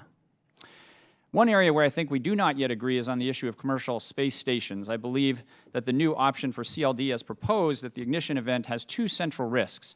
First, that it will lead to an unsafe extension of ISS, and second, that such an extension of ISS will then lead to a budgetary challenge that will prevent future administrators from fulfilling an exploration agenda that meets your bold vision.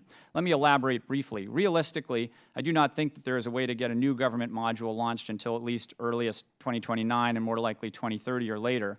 If the point of such a module is to enable private companies to gain experience, that would seem to necessitate multiple years beyond that point. Also, several of these private companies would need to redesign their stations to fit this new concept, delaying them further. I believe that this will inevitably lead to a push to extend ISS to 2035 or even 2040. Such an extension opens risks that are both known and unknown. Known includes the risk of Zvezda unzipping.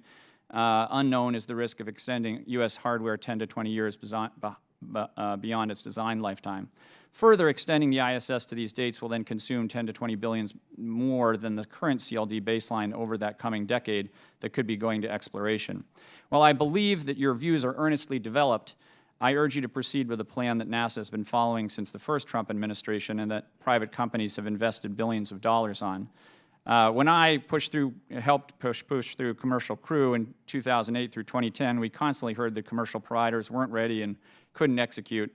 The critics were wrong, so I think we need to be bold and push forward to a new path for human spaceflight. Thank you, Mr. Chairman. I yield back. Gentleman yields. I'd like to recognize Representative Obernolte from California for 5 minutes. Well, thank you, Mr. Chair. Mr. Isaacman, thank you very much for being here. I've enjoyed the hearing. I'd like to follow up on the discussion that you were just having with my colleague from California, Mr. Whitesides. Like Congressman Whitesides, I'm a big fan of the work done at NASA's facility at the Jet Propulsion Laboratory. I was a Caltech alum, so I spent some time at JPL in college, but more recently, I was there watching the landing of the Perseverance rover a few years ago, and I mean, I would hope everyone would agree that they are really the class of the world when it comes to research in robotic space exploration. But like Congressman Whitesides, I was very distraught at the recent layoffs and budget cuts at JPL. And I wonder if I could ask about what your plans are for facilities like JPL. Do you think that they are going to continue, are going to have funding restored? Did you further funding cut, or something in between? Well, thank you for the question. I have a great appreciation for the work of the Jet Propulsion Laboratory, and we do absolutely intend to make very good use of the expertise that's out there. As Congressman Whitesides pointed out, the Skyfall program is going to be run out of JPL. The Moonfall program, which is also quite cool. I mean, these are autonomous hopper drones that are going to be used as part of the moon-based construction, also carry scientific payload. We're also going to leverage the expertise at JPL to insert subject matter experts across other programs to ensure we get to good outcomes. When I talk about accelerating the Artemis program, NASA is never going to sit on our hands anymore and hope everybody delivers for our moon-based ambitions. We are putting brilliant minds in the supply chain, every vendor, subcontractor, and component on the critical path to drive outcomes, and I suspect JPL will play a role in that. I will say, though, that we constantly have to look at when we get things right, great, let's learn from that and apply it elsewhere. Where do we get things wrong and do it better? And, you take the Mars sample return mission, which JPL owned on that one. I mean, that program was canceled under the previous administration after, as I mentioned in my remarks, it went from $4 billion to $10 billion, and there's $2 billion of taxpayer dollars that are lost now that could have gone to good science and discovery. So there's certainly room for improvement. I will also say where an area that I think we can do better is going to be in the reimbursable work. JPL has a lot of expertise that they help across government and industry. The last administration wound down quite a bit of that, which did result in some of the layoffs. That is something I've tried to reverse course on quite quickly, not just at JPL, at other centers. Where NASA's brilliant minds can be helpful and contribute reimbursable work to supplement the budget, we should welcome those conversations. All right. Well, we'll look forward to working with you in that respect. Also wanted to ask about NASA's Lunar Terrain Vehicle program. Obviously, that is going to be a key part of sustained service operations under the Artemis campaign. Based on your current budget request, do you believe that that program is adequately resourced to meet the goals and timelines that you have set for it? Yes, Congressman. Not only would I say it's adequately resourced, it's back to what I would say a more achievable track. At the time I arrived, which I would say is before President Trump established the national space policy that called for building a moon base, we were going to procure one extremely expensive lunar rover as a service. put a lot of eggs in one basket when there's a lot of industry that's capable of contributing, that wants to learn and mature capabilities for a time, not just to support NASA's lunar-based requirements for logistics and crewed and uncrewed mobility, but perhaps to do autonomous science. So now we are on a path to procure lots of LTVs. We're not necessarily going right to the dream state as a service. Maybe what begins, the first 3 rovers, will look very similar to what we saw during the Apollo era, and that's fine because we haven't driven a rover on the moon in a very long time, but we'll use that to learn with industry to inform subsequent designs, and we will procure lots of rovers in the years ahead, and we are going to draw upon the resources from the Working Family Tax Cut Act, plus within our Science Technology Mission Directorate, Exploration Systems Mission Directorate line items. We're certainly looking forward to working with you on those. Yes, sir. Last question in the time I have remaining. I wanted to ask about the research being done into space weather. I mean, obviously that the Artemis II mission utilized a bunch of solar observational data that came from our research community, and I'm wondering how NASA sees collaboration with the research community in terms of space weather. It's something that's been a priority for this committee. And I certainly concur with it. So I think between the assets that we presently have available and where we can transition in the future, space weather is one that we've received a lot of feedback from industry across all the various constellation providers that they would like to be able to lean into supporting at least the collection of the data for the researchers in the years ahead, and I think that's a good thing. But there's no doubt this is imperative. Space weather impacts the decay of our satellites up there. It impacts the health of our astronauts when we send them out on deep space missions, a very different environment from the International Space Station. So in that respect, I'm obviously very, very supportive of the ongoing research in that field. All right. Well, we look forward to working with you on that. Yes, My sir. time's expired. I yield back. Thank you. Gentleman yields. I'd like to recognize for 5 minutes Representative Riley from New York. Well, thank you, Mr. Chairman. I want to welcome one of my constituents. Andrew just joined us. He won the Congressional App Challenge, and we were just down in the hallway brainstorming ideas for his next app. I will tell you his ideas are a lot better than mine, but welcome, Andrew. It's good to see you here. A couple of Friday nights ago, my family and I, we ordered wings and pizza from Ned's up in Cayuga Heights, gathered up on the couch, and watched the Artemis return to Earth. My boys are 6. They're about to be 6 and 3. My father-in-law is almost 80. I won't tell you how old my wife is. And as cool as it was to see those photos of Earth from the dark side of the moon and to see the fireball on re-entry into the atmosphere and see those parachutes deploy and the shuttle splash down, for me, the thing that was most special was seeing the looks on the faces of 3 generations sitting on that couch as they watched the whole thing. And it really was one of those, do you remember where you were when moments. And I got to tell you, I think we really needed it as a country. We're so divided these days. Where I come from, you're not defined by your political party or how you voted in the last election, but the algorithms that run our lives these days are built to tear us apart. And I've only been here for about a year, but I find that too often in our politics, we're pit against each other. And the folks who are rewarded tend to be the loudest and not necessarily the most thoughtful. But in that moment, that 6 minutes when our astronauts lost contact with Houston and there was literally radio silence, in that moment we were brought together as Americans and we were truly reminded of what we can accomplish together. And you see those images of Earth from the other side of the moon and it's so distant. But the reality is none of it would have been possible without the folks right next door, our neighbors in upstate New York. Americans went further into space than we'd ever been, but we did it because of what happened in places like Norwich, in Shenango County, population 7,000. We've got a great blues festival in the summer, a great arts festival in the fall. I spent Veterans Day there last year. We've got the classic car museum. It's a small town with a lot to offer, and it's where the Artemis mission was launched from. I know the rockets launched in Florida, but the mission starts in upstate New York, where the team at Unison in Norwich literally designed and built the ignition systems for the Artemis. You don't get 8 million pounds of thrust to launch a 6 million pound rocket stack by turning a key in your Chevy. You get it with an ignition system built by some of the most advanced cutting edge engineering and manufacturing in the history of the world, and you get that in Norwich. Lucas Miller's the lead program management specialist at Unison for the Artemis program, and he said the work his team does is mission critical because there's a lot that must happen perfectly, and if something goes wrong, it could be catastrophic. Those are his words. So you'd think he'd be pretty nervous watching the launch, but he wasn't. He said, I have full confidence in our components that they would operate as intended. We make sure everyone is on the same page 24/7, 365. And for those few moments a couple weeks ago when we sent Americans into the deepest reaches of space, we as a country were finally on the same page with each other. And I think that's about as important as anything these days. And so I want to thank and congratulate the folks at Unison in Norwich for their role in all of this and for reminding us what upstate New York manufacturing is all about.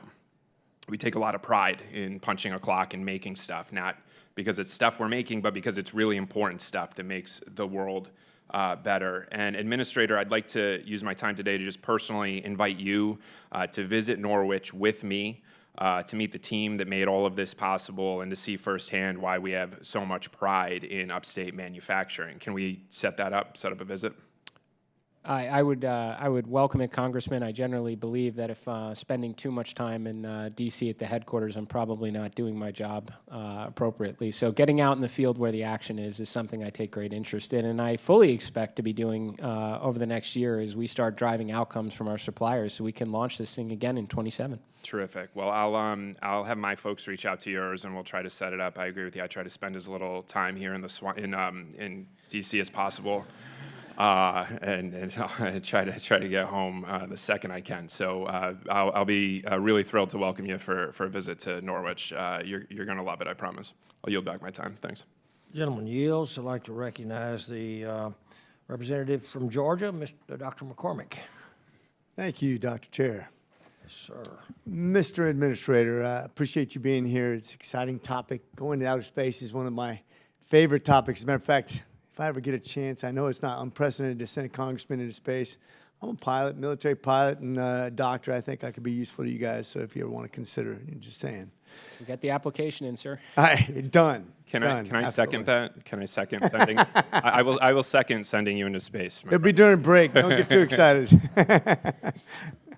I feel like a deal can be had here. There you go. There's certain things I would sacrifice for, no doubt. It's interesting. We see a lot of development in schools and preparing people for jobs in NASA. Georgia Tech is one of the leading institutions with leading-edge technology, in both in engines for space as well as cyber, all kinds of things that really link with you guys. How are you preparing the battlefield for recruiting people like that? What kind of pipelines, what kind of things are you doing to facilitate NASA jobs and developing those kind of pipelines? Yeah. I appreciate the question, Congressman. And by the way, I have direct experience with the folks at GTRI from another life and understand the great capabilities that they can bring to the environment. I would just say that it all starts with missions just like Artemis II. And I understand that, for example, STEM and inspiration has come up quite a bit throughout this hearing, and in almost every example that I hear about it, I hear Artemis II referenced, and that's right. Throughout everything we do at NASA, from launching moon rockets to, again, great telescopes like Roman and rovers on another planet, that's how we get people excited. And then where do you take it from there? Well, that's where our grant portfolio comes in. And we do have a great grant portfolio that works with universities across the country. We're optimizing it to actually get the dollars out the door faster, but also to ensure it's in line with the things we need to return to the moon, build the moon base, and do the other things necessary as a component of our mission. And then we have our internship programs, of which Pathway internships, which go across all our mission directors, not only get you in as an intern, but also, as it's labeled, as a pathway into a job. At NASA. And then it goes in other ways too. We have a great partnership with OPM on NASA Force where we can work with folks from industry and academia who may not necessarily want to make a career at NASA but want to serve their country, term-based appointments, a year, 2 years, 3 years, bring their expertise in the agency, help grow our young talent, and then they go back to industry. And there's also a vice versa component where we can use as well. So takes the best and brightest across the nations, the contributions to do the near impossible. We're all about it, sir. Can't think of a more exciting career, really. When we talk about the International Space Station, which was intended to transition towards a commercial-led model through the commercial LEO destination program, which I was really excited about, We've seen NASA, though, now commit to basically proposing a government-owned core model, which is essentially a new federal acquisition. Brings up some concerns on my behalf, because we've had a lot of great, you think about the biggest advancements in space travel and satellites and stuff like that, have been on the civilian side, where we have a lot more abundant funding, and it's a lot more accountable, and it doesn't cost the taxpayers any money, which is really important to me. What is the justification to the American taxpayer for continuing to fund government-owned capability in low Earth orbit, instead of accelerating the commercial transition? I appreciate the question on that, Congressman. And just let me, two hats here. As a space enthusiast since kindergarten, I want nothing more than to see a world with lots of commercial space stations up there. I want my children to grow up in a world where there's lots of commercial stations, and hopefully they can actually go to them someday. That would be outstanding. As the administrator of NASA, I have an executive order from the President of the United States that calls for a transition from the International Space Station to a commercial space station by 2030. And I want to make sure that happens, because if we get that wrong, there's only one other space station up there other than the ISS, and that's the one that's owned by the Chinese right now. And we are doing everything we can to stimulate the market so that there is such time that we can fulfill this vision where NASA is one customer of many. To be clear, people brought up the idea that NASA's pivoted here. We didn't. We have two options. The original pathway, tell us how that works, which we put an RFI out, and we also suggested an alternative that allows industry to mature their capabilities over time as market demand hopefully materializes. I say this, sir, we have success stories with commercial space, no doubt. Launch, observation, communication, there's lots of it, lots of opportunities to learn, iterate, and improve your capabilities. We're talking about one space station as a service here. We want to make sure we get it right. And I'll tell you, sir, it doesn't make sense if you're traveling periodically to another town to build a home to stay in. That is not the more economic model when you can rent a room at a hotel.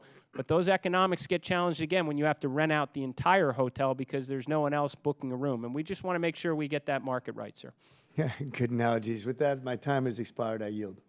Gentleman yields. I'd like to now recognize another gentleman from Texas, Mr. Menifee.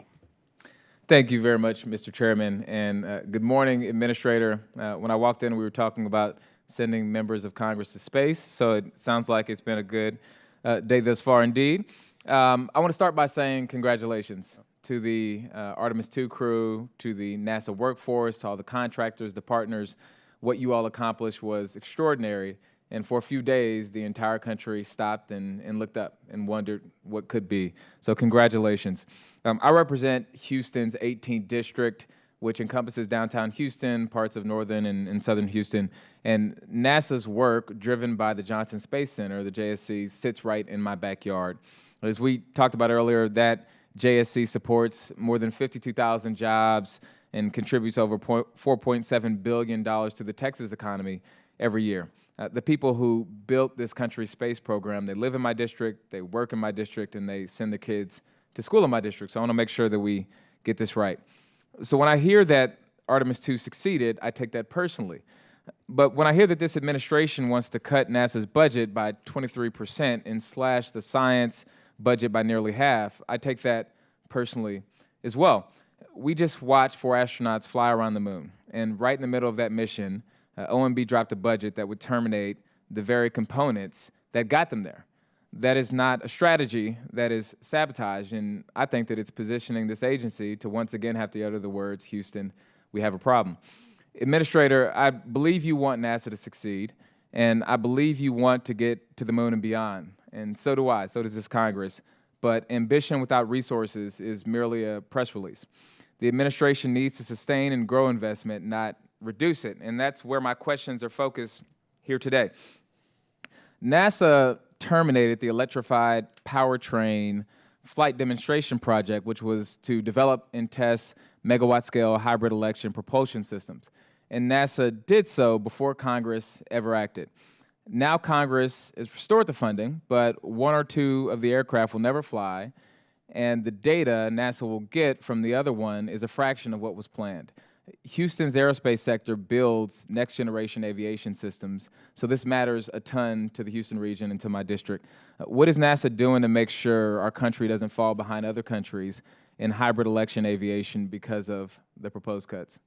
Appreciate the question, Congressman. I'll tell you, in aeronautics especially, as I mentioned, this is the first A, and the big A in NASA is one that I have a great appreciation for as a pilot, and would love nothing more than to see our aeronautics portfolio get back to the days of past when we had an exciting array of X-planes that were wowing the world, and fly-by-wire and thrust vectoring.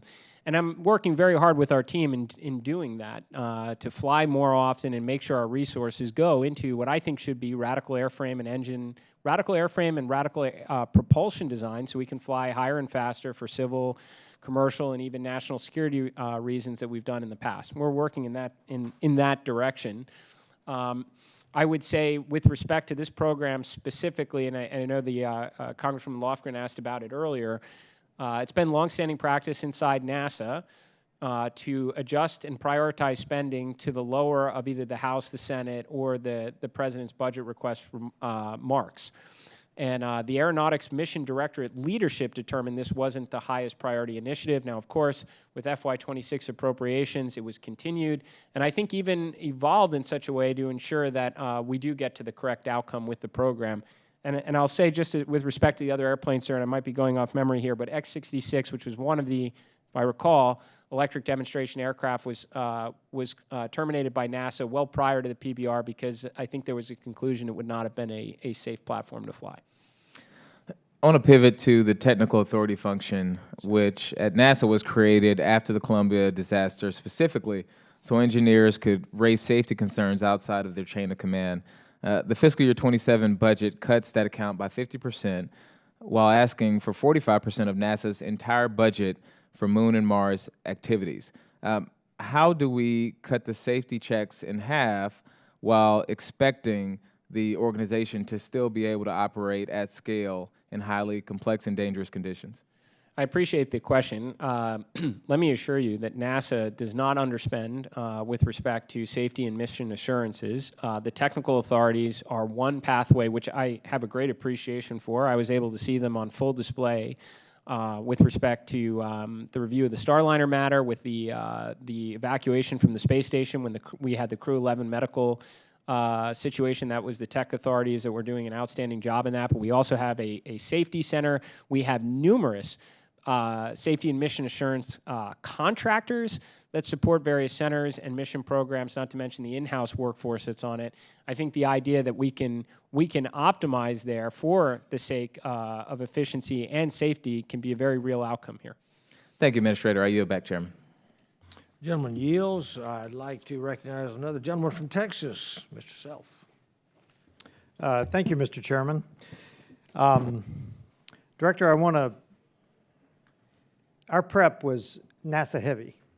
I want to go back to the PBR, and I want you to help me understand, within this budget, how are you going to balance what NASA should own and control and operate, and what should be moved to a commercial model?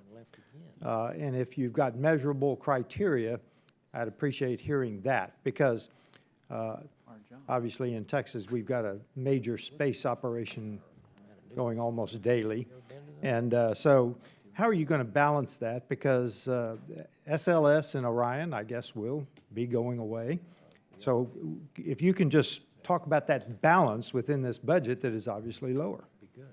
Yes, sir. So this is a question that comes up quite a bit because we have some extremely high-profile commercial space companies, and people question from time to time, like, what is NASA's role in all this? And I say again that the nation needs NASA, the world needs NASA. What we should be doing is the near impossible, what no other government agency is capable of doing, what no company can close a business case to do, and certainly what no other nation is capable of doing. But when we do crack the code on something where NASA, this is to your, quantification component, could be one customer of many, we should ensure we hand off those capabilities to industry, where competitive forces in this nation will inevitably make the capability or service better and at lower cost. And we are seeing that play out exceptionally well in launch, observation, and communication. No doubt right now, we can launch payloads for the support of science discovery, astronauts in space, building a moon base, building an orbital economy at far lower cost today thanks to an extremely healthy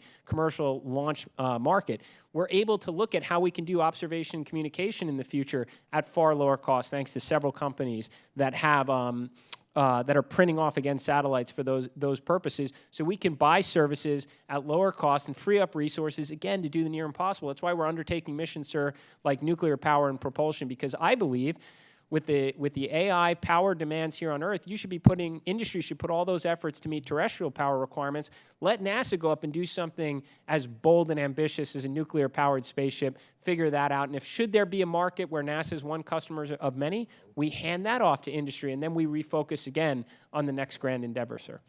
And as an example, I will point to the BRAC for military posts. Locations did that unwillingly, shall we say, to put it mildly. And yet when they privatized the bases, many of them were more successful. So in the next 5 years, obviously we're in a competition with China. What are the top 3 capabilities that you believe China could outpace us over the next 5 years? And within the context of this budget, how are you going to prioritize them? Because we got to beat China. Well, yes, sir, and I would say that the priorities established by President Trump in the national space policy, which is where we intend to focus our resources and also try and liberate the best and brightest minds at NASA from the bureaucracy that's been slowing them down, empower them to win, are the areas that are of greatest threat, at least with respect to the peaceful exploration of science and discovery in space, meaning our number one task, return to the moon. The Chinese, their number one civil space program objective right now is to get to the moon. And as I mentioned in previous testimony, the difference in timing right now, based on publicly available schedules, is going to be measured in months, not years. The second component of our national space policy, the President said, is pick up where Apollo 17 left off, but do so to stay this time. Build an enduring presence on the moon for its scientific and economic potential. The Chinese have stated they want to build a moon base, and in the same location as us. And even though the moon is very big, surface area of Africa, where we want to be is approximately the size of Washington, D.C. And we both want to be in that same spot for water ice and eternal light from crater ridges. So we need to use the resources from the Working Family Tax Cut Act to build the infrastructure there to do so. So what are the 3 capabilities specifically that you think China could outpace us in the next 5 years? And I have 26 seconds. Yes, sir. I don't think they will outpace us on our path, but I would say reusable heavy lift launch capabilities is a key enabler for everything we want to do in space. Certainly the landing capabilities to put mass efficiently on the moon itself, and then nuclear power and propulsion, because not only is it key for a moon base, it's key for a Martian base and exploring the outer solar system. Those are 3 focus areas. And you can do that within this budget? Based on the Working Family Tax Cut Act, yes, sir. Okay, thank you. Chairman, I yield back. Gentleman yields back. Now I'd like to recognize the gentleman from Illinois, Mr. Foster. Thank you, Mr. Chair, and to our witness. I'd like to focus on about 3 different things. The first is the balance of effort between just using the same old technologies, chemical rockets to low Earth orbit, versus more transformational technologies. Secondly, the fragility of the systems that we're talking about, commercial and military, that we're talking about putting into low Earth orbit and even higher orbits, and how prone they are to adversarial sabotage.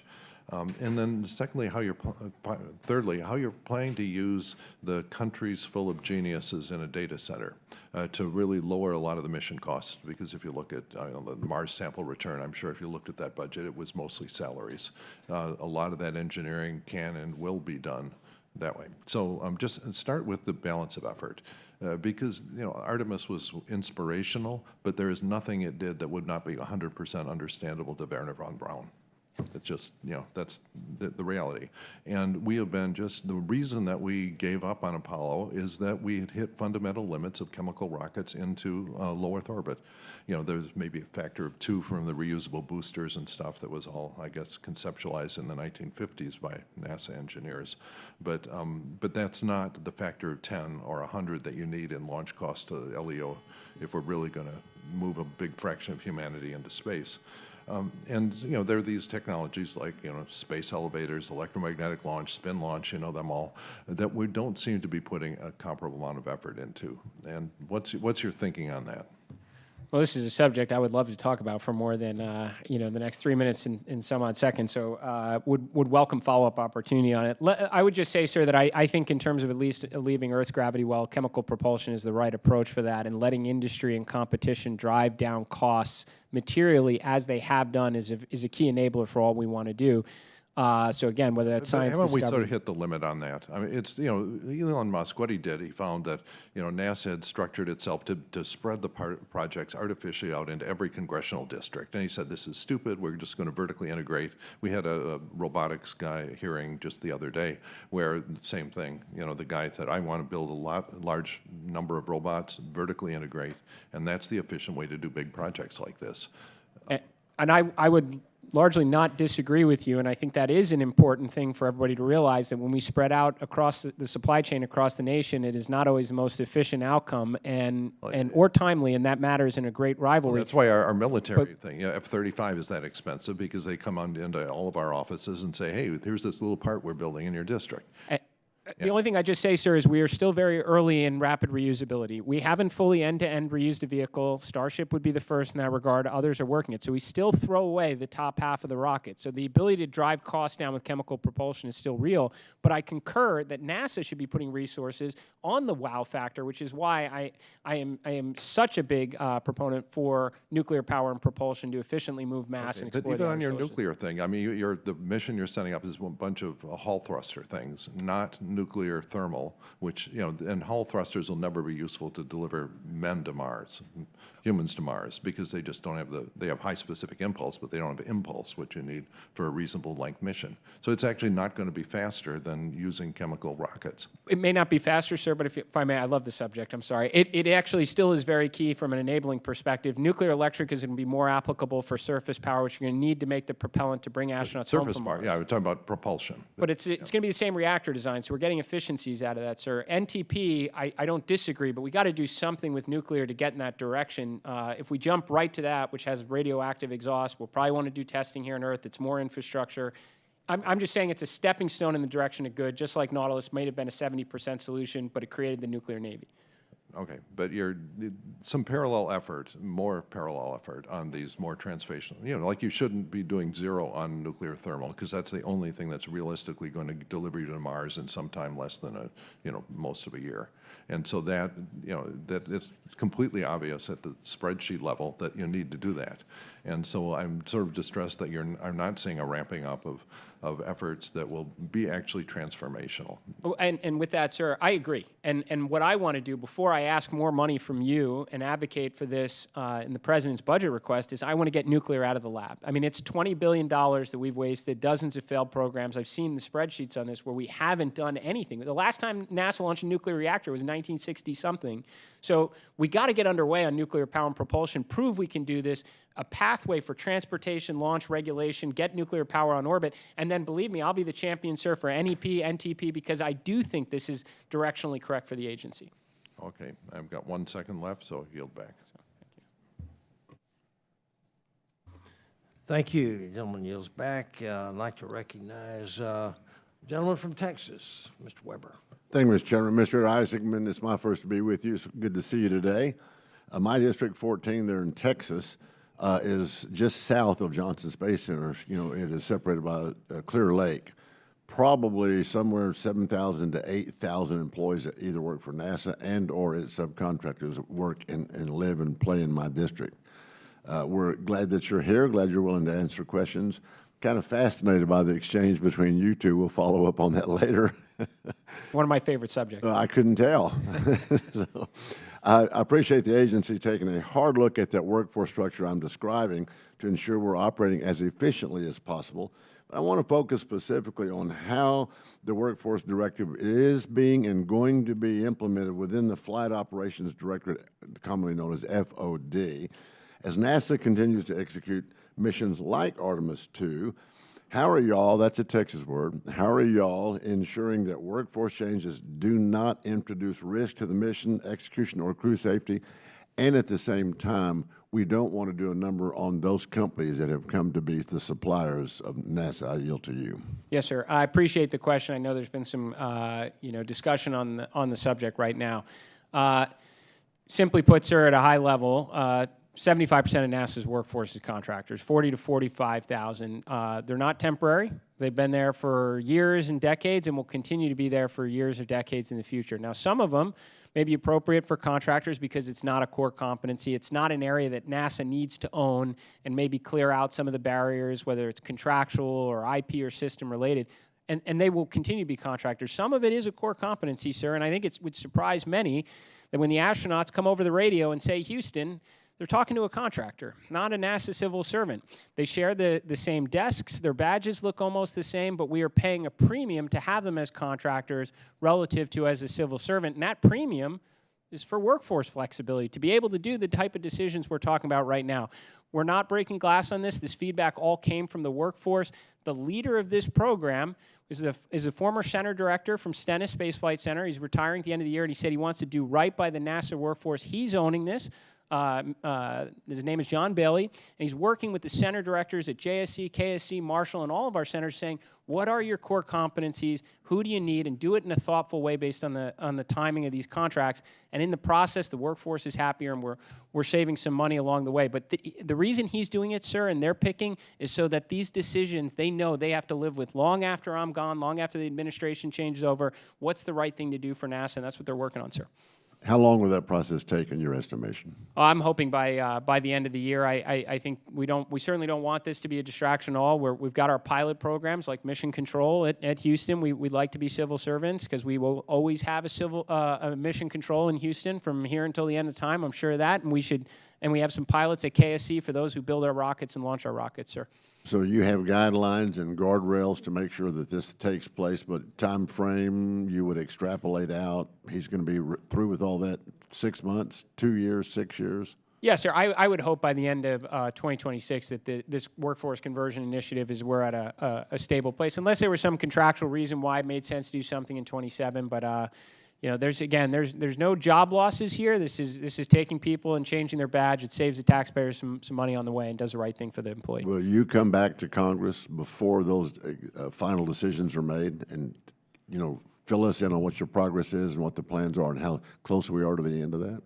I'm happy to keep Congress posted the whole way. I think we have some pilots that are underway now, Mission Control being an example. But I love over-communicating. I don't want to surprise anybody on this one. I think this is absolutely the right thing for taxpayers, and it's certainly the right thing for NASA, and I'll communicate as much as you need, sir. Okay, well, if you love over-communicating, that to me, that just means you talk in your sleep. Okay. So as you may I got this job, sir. So as you may already know, many colleges and universities across the country are proud members of the National Space Grant College and Fellowship Project, or a space grant, which falls under NASA Office of STEM Engagement.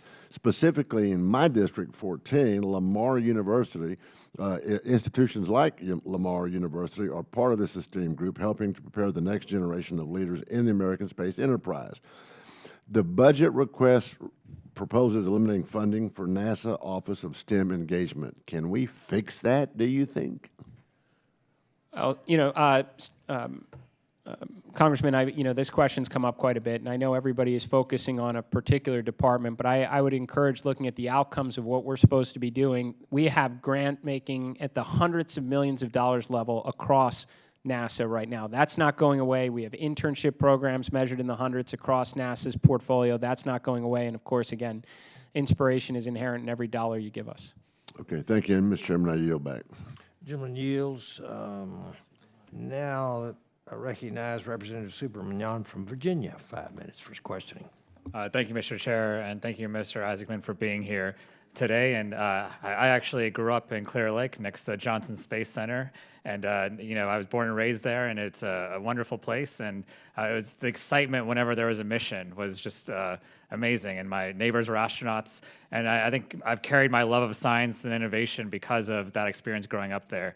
And Artemis 2 brought back a lot of those great memories. And it shows our kids, it shows our country, our world, what's possible. And so I want to thank all the men and women at NASA and you for making that happen and showing what's possible. And there's more to come, it seems. And so we're very excited, and you have a lot of support in Congress. What I would say is, one of the big reasons why this was possible was because of the Science Mission Directorate and because of our investments in science at NASA over the years. These investments don't just help with these missions, they help with everyday life back here on Earth. And so I would just love to hear from you. Would a mission like Artemis would have been possible without the sensors, the scanners, and navigation tools that were created by NASA science? I think there's no question, Congressman, that our Science Mission Directorate contributes greatly to human space exploration, to tech development and STMD. Science is also inherent across all of our mission directorates. Great, and today is Earth Day, and NASA, many people may not know, it contributes a lot to making sure we do the best we can for our planet, and critical weather forecasting, hurricane tracking as well, wildfire detection, which is a big issue now. Would you agree that our Science Directorate contributes to that and contributes to our well-being right here on Earth? Of course they do, and I think this is a question, Congressman, entirely about outcomes. Can we launch flagship science missions? Can we launch Earth observation missions? Can we work with industry for Earth observation? Can we do more with the resources that are being contemplated in the President's budget request? And I would say absolutely, and I draw that based on the work that I've done understanding where our inefficiencies are, and frankly, reading the OIG and GAO reports on where we've mismanaged taxpayer dollars. So I don't think we're asking the world to live without Earth sciences. We're not asking the world to live without the next great flagship mission. We're just saying we can go about and do it with less resources, and we should be judged on outcomes. So you think the 47% cut to the NASA's Science Mission Directorate will still yield the same results? Well, and if I may, to give an example on that, Landsat is a great program, has existed for 4 decades. We're working on Landsat 10 right now. These are multi-billion-dollar type programs. They were designed to be very bespoke because who else was going to do it if not NASA? So the question is, in a world today where you have a thriving commercial space industry that's materially dropped the cost of launch, printing out satellites for Earth observation and communication, the technical means to incorporate some of these instruments, will they be able to do it at half the cost? I would argue probably with respect to space weather and Earth observation, the constellation providers may actually reduce cost by 80 or 90%. There are certainly efficiencies to be gained with external partnerships and certainly the way we approach things internally as well. So you think that's one example, though. There's many things happening at the Science Mission Directorate. Do you think we can cut 50% across the board and still yield the same results or better? Well, I mean, my commitment to Congress is to maximize the scientific value of every dollar you give us. And what I am saying is, based on our history of late, yes, we can do far more with the resources available, even a reduction in the budget to do so. And I gave examples of that. I mean, Mars sample return, geez. We threw away $2 billion. We almost could have launched another Nancy Grace Roman Space Telescope with the money that the taxpayers lost on Mars sample return alone. Okay, we may have to agree to disagree. But I also wanted to ask, the President said to Artemis astronauts that we'll establish a permanent presence on the moon.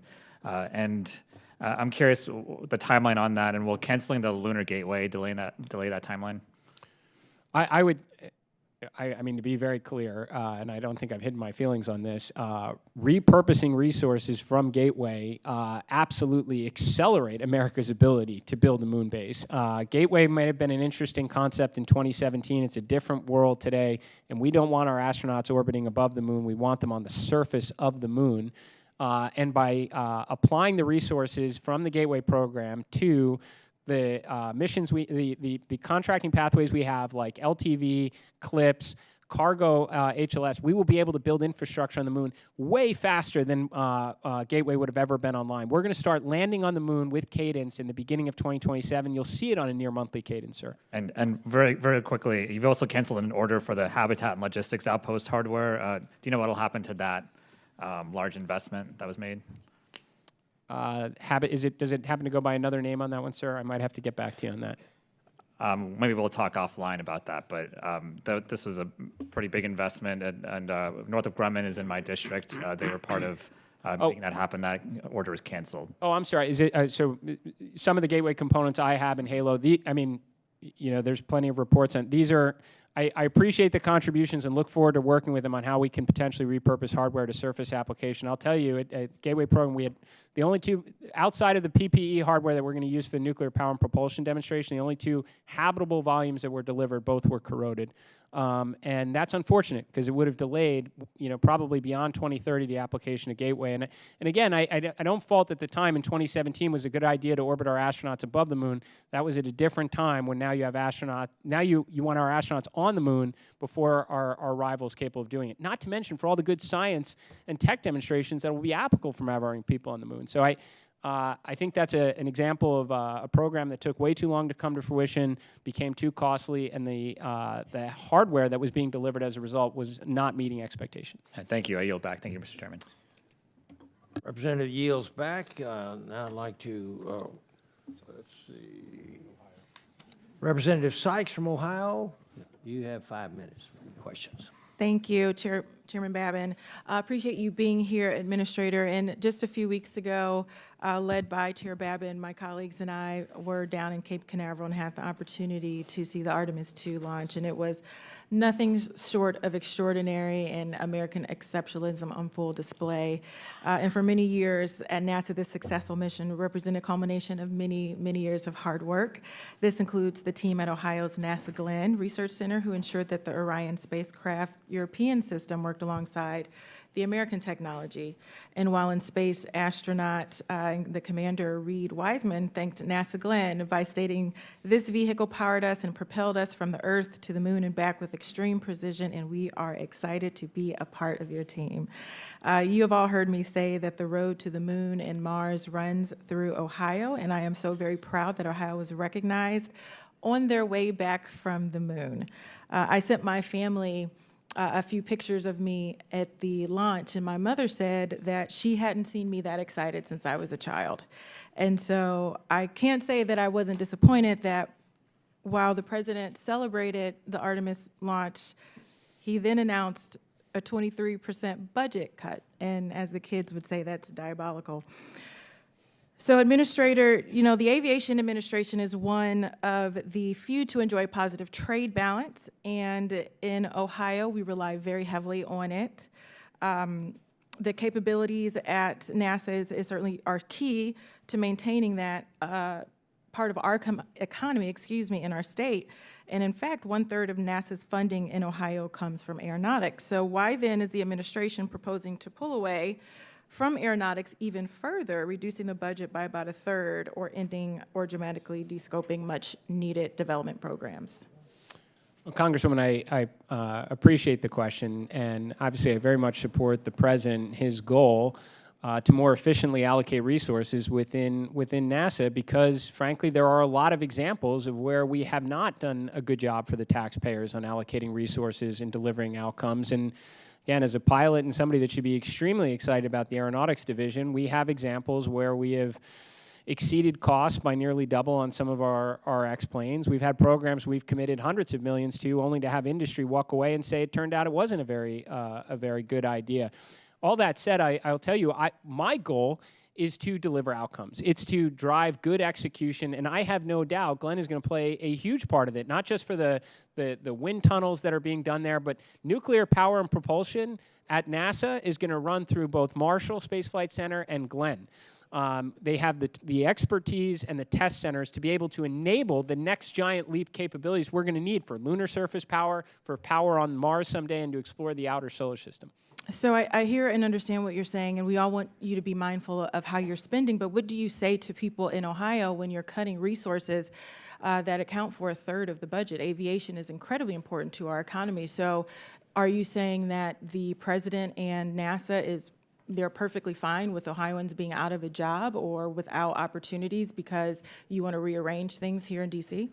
I think what we are asking the American taxpayers and those around all of our centers is to judge us based on our outcomes and not how quickly we can spend money. So what about the outcomes of people losing their jobs? No, I think the idea is if you can apply those resources correctly, we can demonstrate things. Like, again, nuclear power and propulsion is incredibly important to Glenn. Well, I think that we demonstrated some things, especially in Ohio, when you have Commander Wiseman thanking NASA Glenn for their work. And in addition to what you are doing, you're outsourcing contractors, including those at NASA Glenn, and some folks have been laid off. So again, I ask the question to you, as my constituents are trying to figure out how to make ends meet and how they're going to participate in our local economy.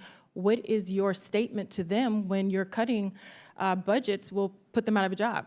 My statement to Glenn, as it would be to any other of the centers, is that we are going to focus on efficient use of taxpayer dollars to drive the outcomes that get people excited, like Artemis II, and nuclear missions like Freedom that will go through, Glenn. So it sounds like some of those outcomes may mean joblessness for Ohioans, but I do want to ask you another question. Do you intend to cancel or shut down any missions or projects because they did not receive the proposed funding in fiscal year 27?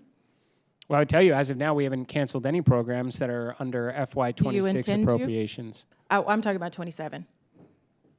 I would tell you that right now our goal is to concentrate our resources on the needle-moving objectives in line with the President's national space policy. So is that a yes? That is a yes? I can't think of anything at Glenn that would be canceled. If anything, we are trying to build a nuclear program. I didn't ask just about Glenn. I said generally. Are there, I mean, for sure, within, people have brought up or naturally asked questions about SMD. We have a number of in-formulation science programs that have not been launched yet that we're looking at other ways to go about doing it, including buying services from orbiting constellations for space weather and Earth observation data. Thank you very much. Time's I'm out of time, and I yield back. Thank you. I'd like to recognize Representative Rivas from California. 5 minutes. Thank you.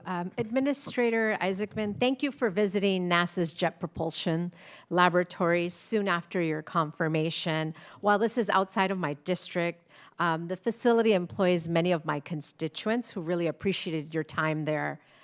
With the recent Artemis II mission, people are once again excited about going to the moon, exploring space, and learning about NASA.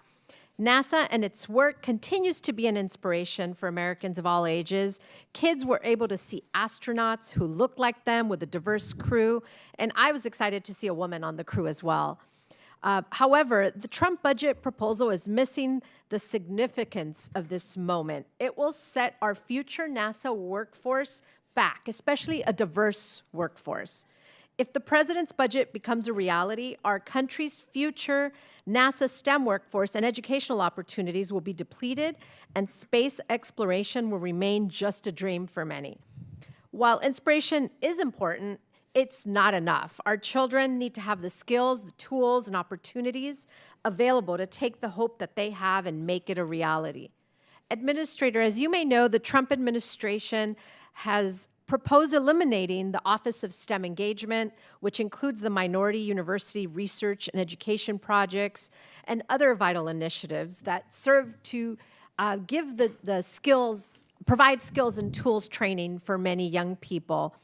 On a bipartisan basis, Congress has rejected these proposed cuts. In fact, the Office of STEM Engagement was specifically authorized in statute in 2022. Can you explain why President Trump's fiscal year 27 request again calls for the elimination of the Office of STEM Engagement? Well, thank you very much for the question. I very much enjoyed JPL, and I have no doubt the experts there will continue to contribute to a lot of exciting scientific missions. In fact, we got a bunch that are on the horizon. I do support the president asking us to find efficiencies, be better allocators of taxpayer capital, and deliver good scientific and discovery outcomes. And I think the president understands, again, that inspiration is inherent across every dollar that Congress affords to us. In fact, even sitting here today, every example I've heard of from members of Congress about their enthusiasm, and excitement, and their children watching on the TV was Artemis II. And that's exactly what we're supposed to be doing by focusing on the mission, by getting astronauts back to the surface of the moon, building a moon base that can be viewed on a website through orbital observation assets is exactly how you get children to want to grow up and join this great adventure. And we do have internship programs, and we do have hundreds of millions in grant programs throughout NASA, independent of the OSTEM office. But I think those STEM programs provide the addition. They get inspired, and then they get the hands-on skills that they need to enter that workforce. And by eliminating, you're kind of part of the puzzle is being removed? And I think, ma'am, I think it's just and I understand when the title of the department is, is about STEM education, that the assumption is it's binary. If it doesn't exist, that all goes away. But I can tell you within what that Where department will it go does, then if it's not all going away? But it's already there. So literally hundreds of internships, pathway internships, are funded independent of that office through all of our mission directorates, and hundreds of millions a year in grants that go to universities to take kids from the inspiration they got from our missions to like a career, whether it's at NASA or industry, exist independent of that office. But what's in that? Why eliminate that office then? If there's programs there that could further inspire, how are you going to get the students in those internships if they're missing that crucial part of their education that would get them to apply? To apply for an internship, it's very competitive. You have to be prepared. Yeah. And I agree with you. It is very competitive, and I think the reason why we've been asked to take a look at this in other areas is because they know there is duplicative functions, that our grant portfolio exists independent of this, and our internship programs that, in fact, the pathway program specifically that allows you to apply as an intern and then more or less guarantees you a career period. Also, this is office independent is of office. in the law, right? And you're proposing to eliminate it. The administration, it's in statute that we passed here in 2022. And we didn't cancel it. The office is funded under FY26 appropriations, and I interact with the leader of that department routinely on this, and we will always follow the law. That's not changing. We're just pointing out that But following the law is keeping this office and its programs available to all, right? And we of course the office is open, ma'am. Okay, thank you, and I yield back. Representative yields back. Representative McBride from Delaware, 5 minutes. Thank you so much, Mr. Chairman. Thank you so much, Administrator Isaacman, for joining us today, for bearing with us as we get down to the lower part of the dais. Building off of some of your comments earlier and some of the comments of my colleagues, earlier this month, I, like so many people across the United States and around the world, stared at my screen in wonder watching those 4 astronauts take off, fly by the moon, and then eventually splash down in the Pacific. In fact, my lock screen on my iPhone is one of my favorite pictures, where you can see the Orion capsule, the moon, and our little crescent that we call home beyond that. And to some of the points that you were making earlier, moments like this are not only scientifically significant, they're civically healing.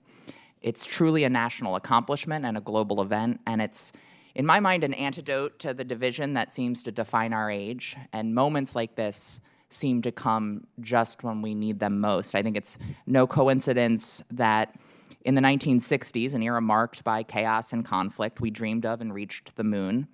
And actually 65 years ago this May, President Kennedy spoke words that ring just as true today when he declared, quote, "If we are to win the battle that is now going on around the world between freedom and tyranny, the dramatic achievements in space which occurred in recent weeks should have made clear to us all the impact of this adventure on the minds of people everywhere who are attempting to make a determination of which road they should take."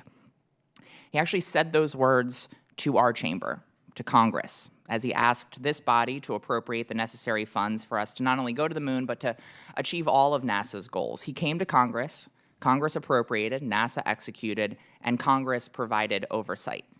And that's obviously why we're here today, 65 years later.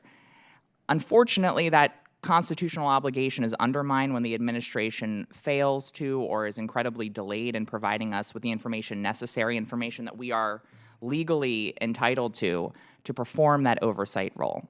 And I know we've talked a little bit about this already, but this committee didn't receive NASA's FY 2025 spend plan until mid-March 2026, 6 months after the year in question ended, and much, much, much further beyond the legally determined deadline for that information.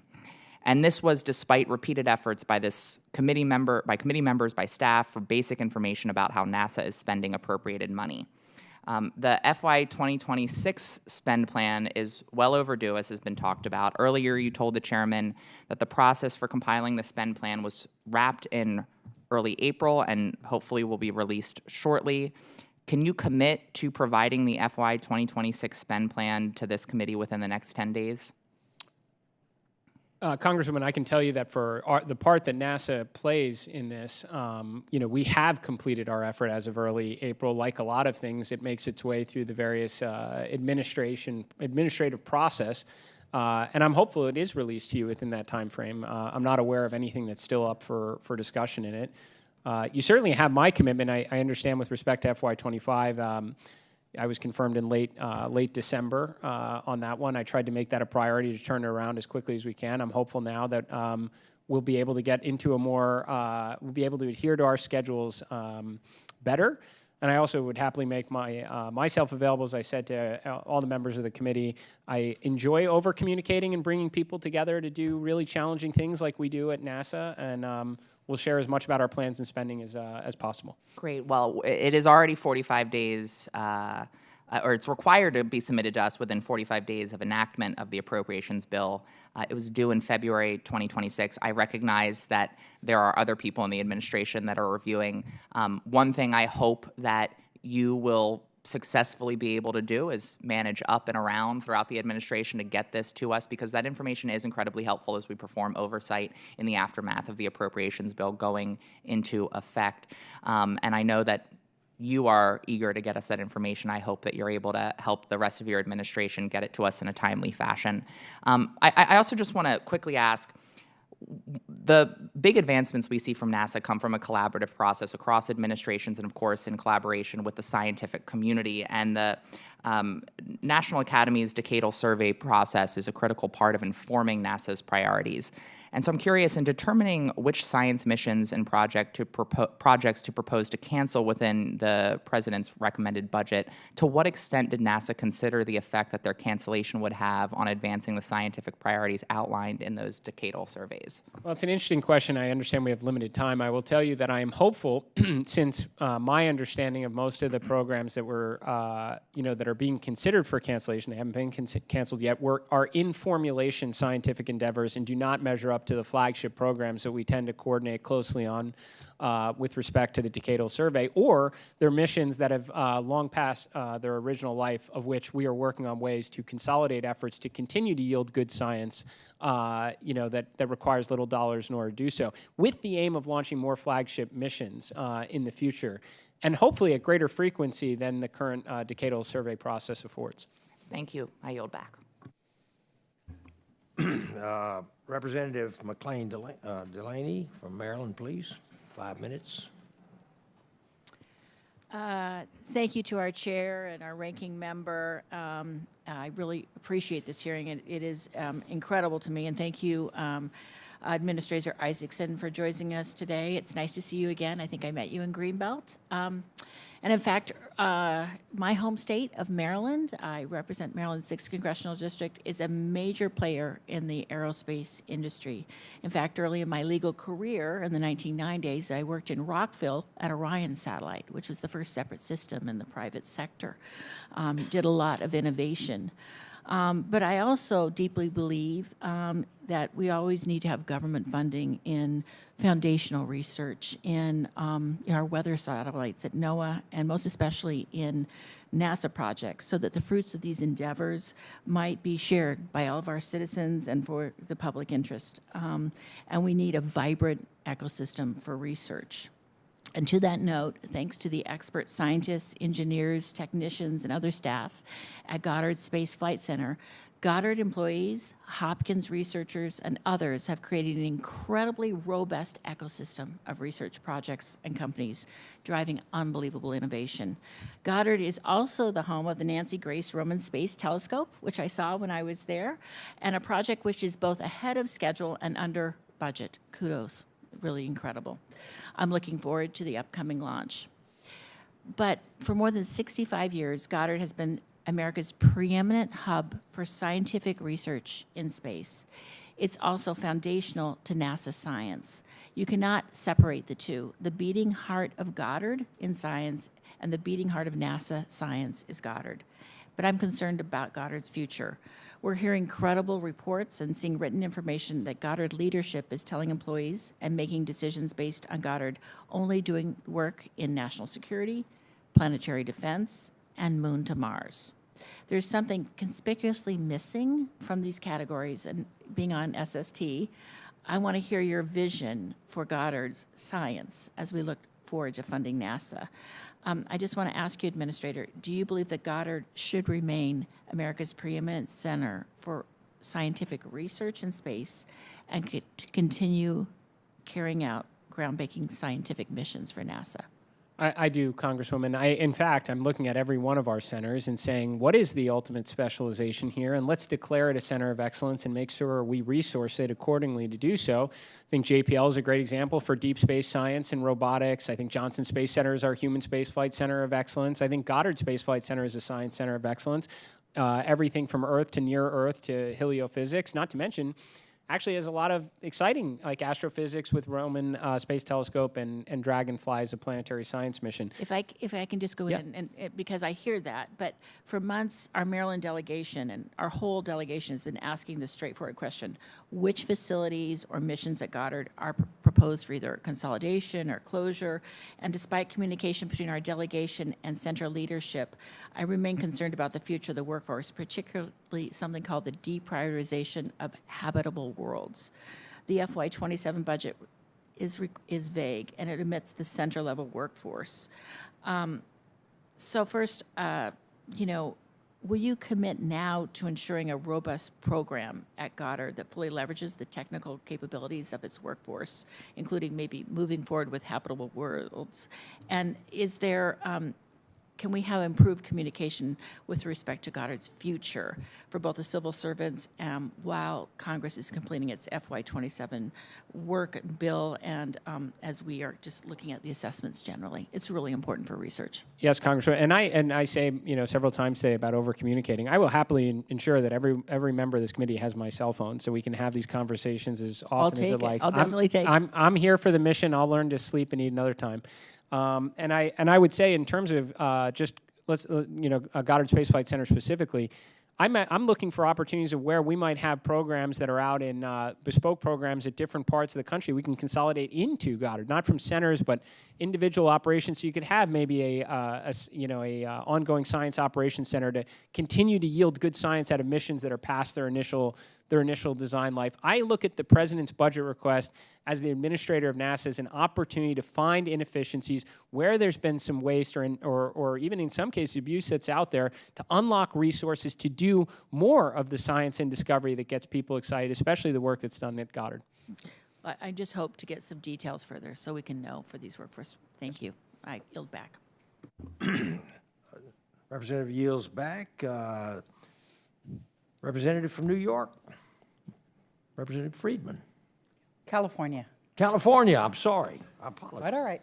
Thank you, Chair Babin, and to the Administrator Isaacman for being here today. I represented JPL when I was in the California legislature, and they're just outside of my congressional district. They have over 5,000 scientists at that facility, many of whom live in my district. But even more importantly, the work that they do around earth science is crucially important to California. They do everything from weather monitoring in an area that is very susceptible to extreme weather events, to ocean temperature monitoring, to looking at the effect of climate change in California, to methane monitoring.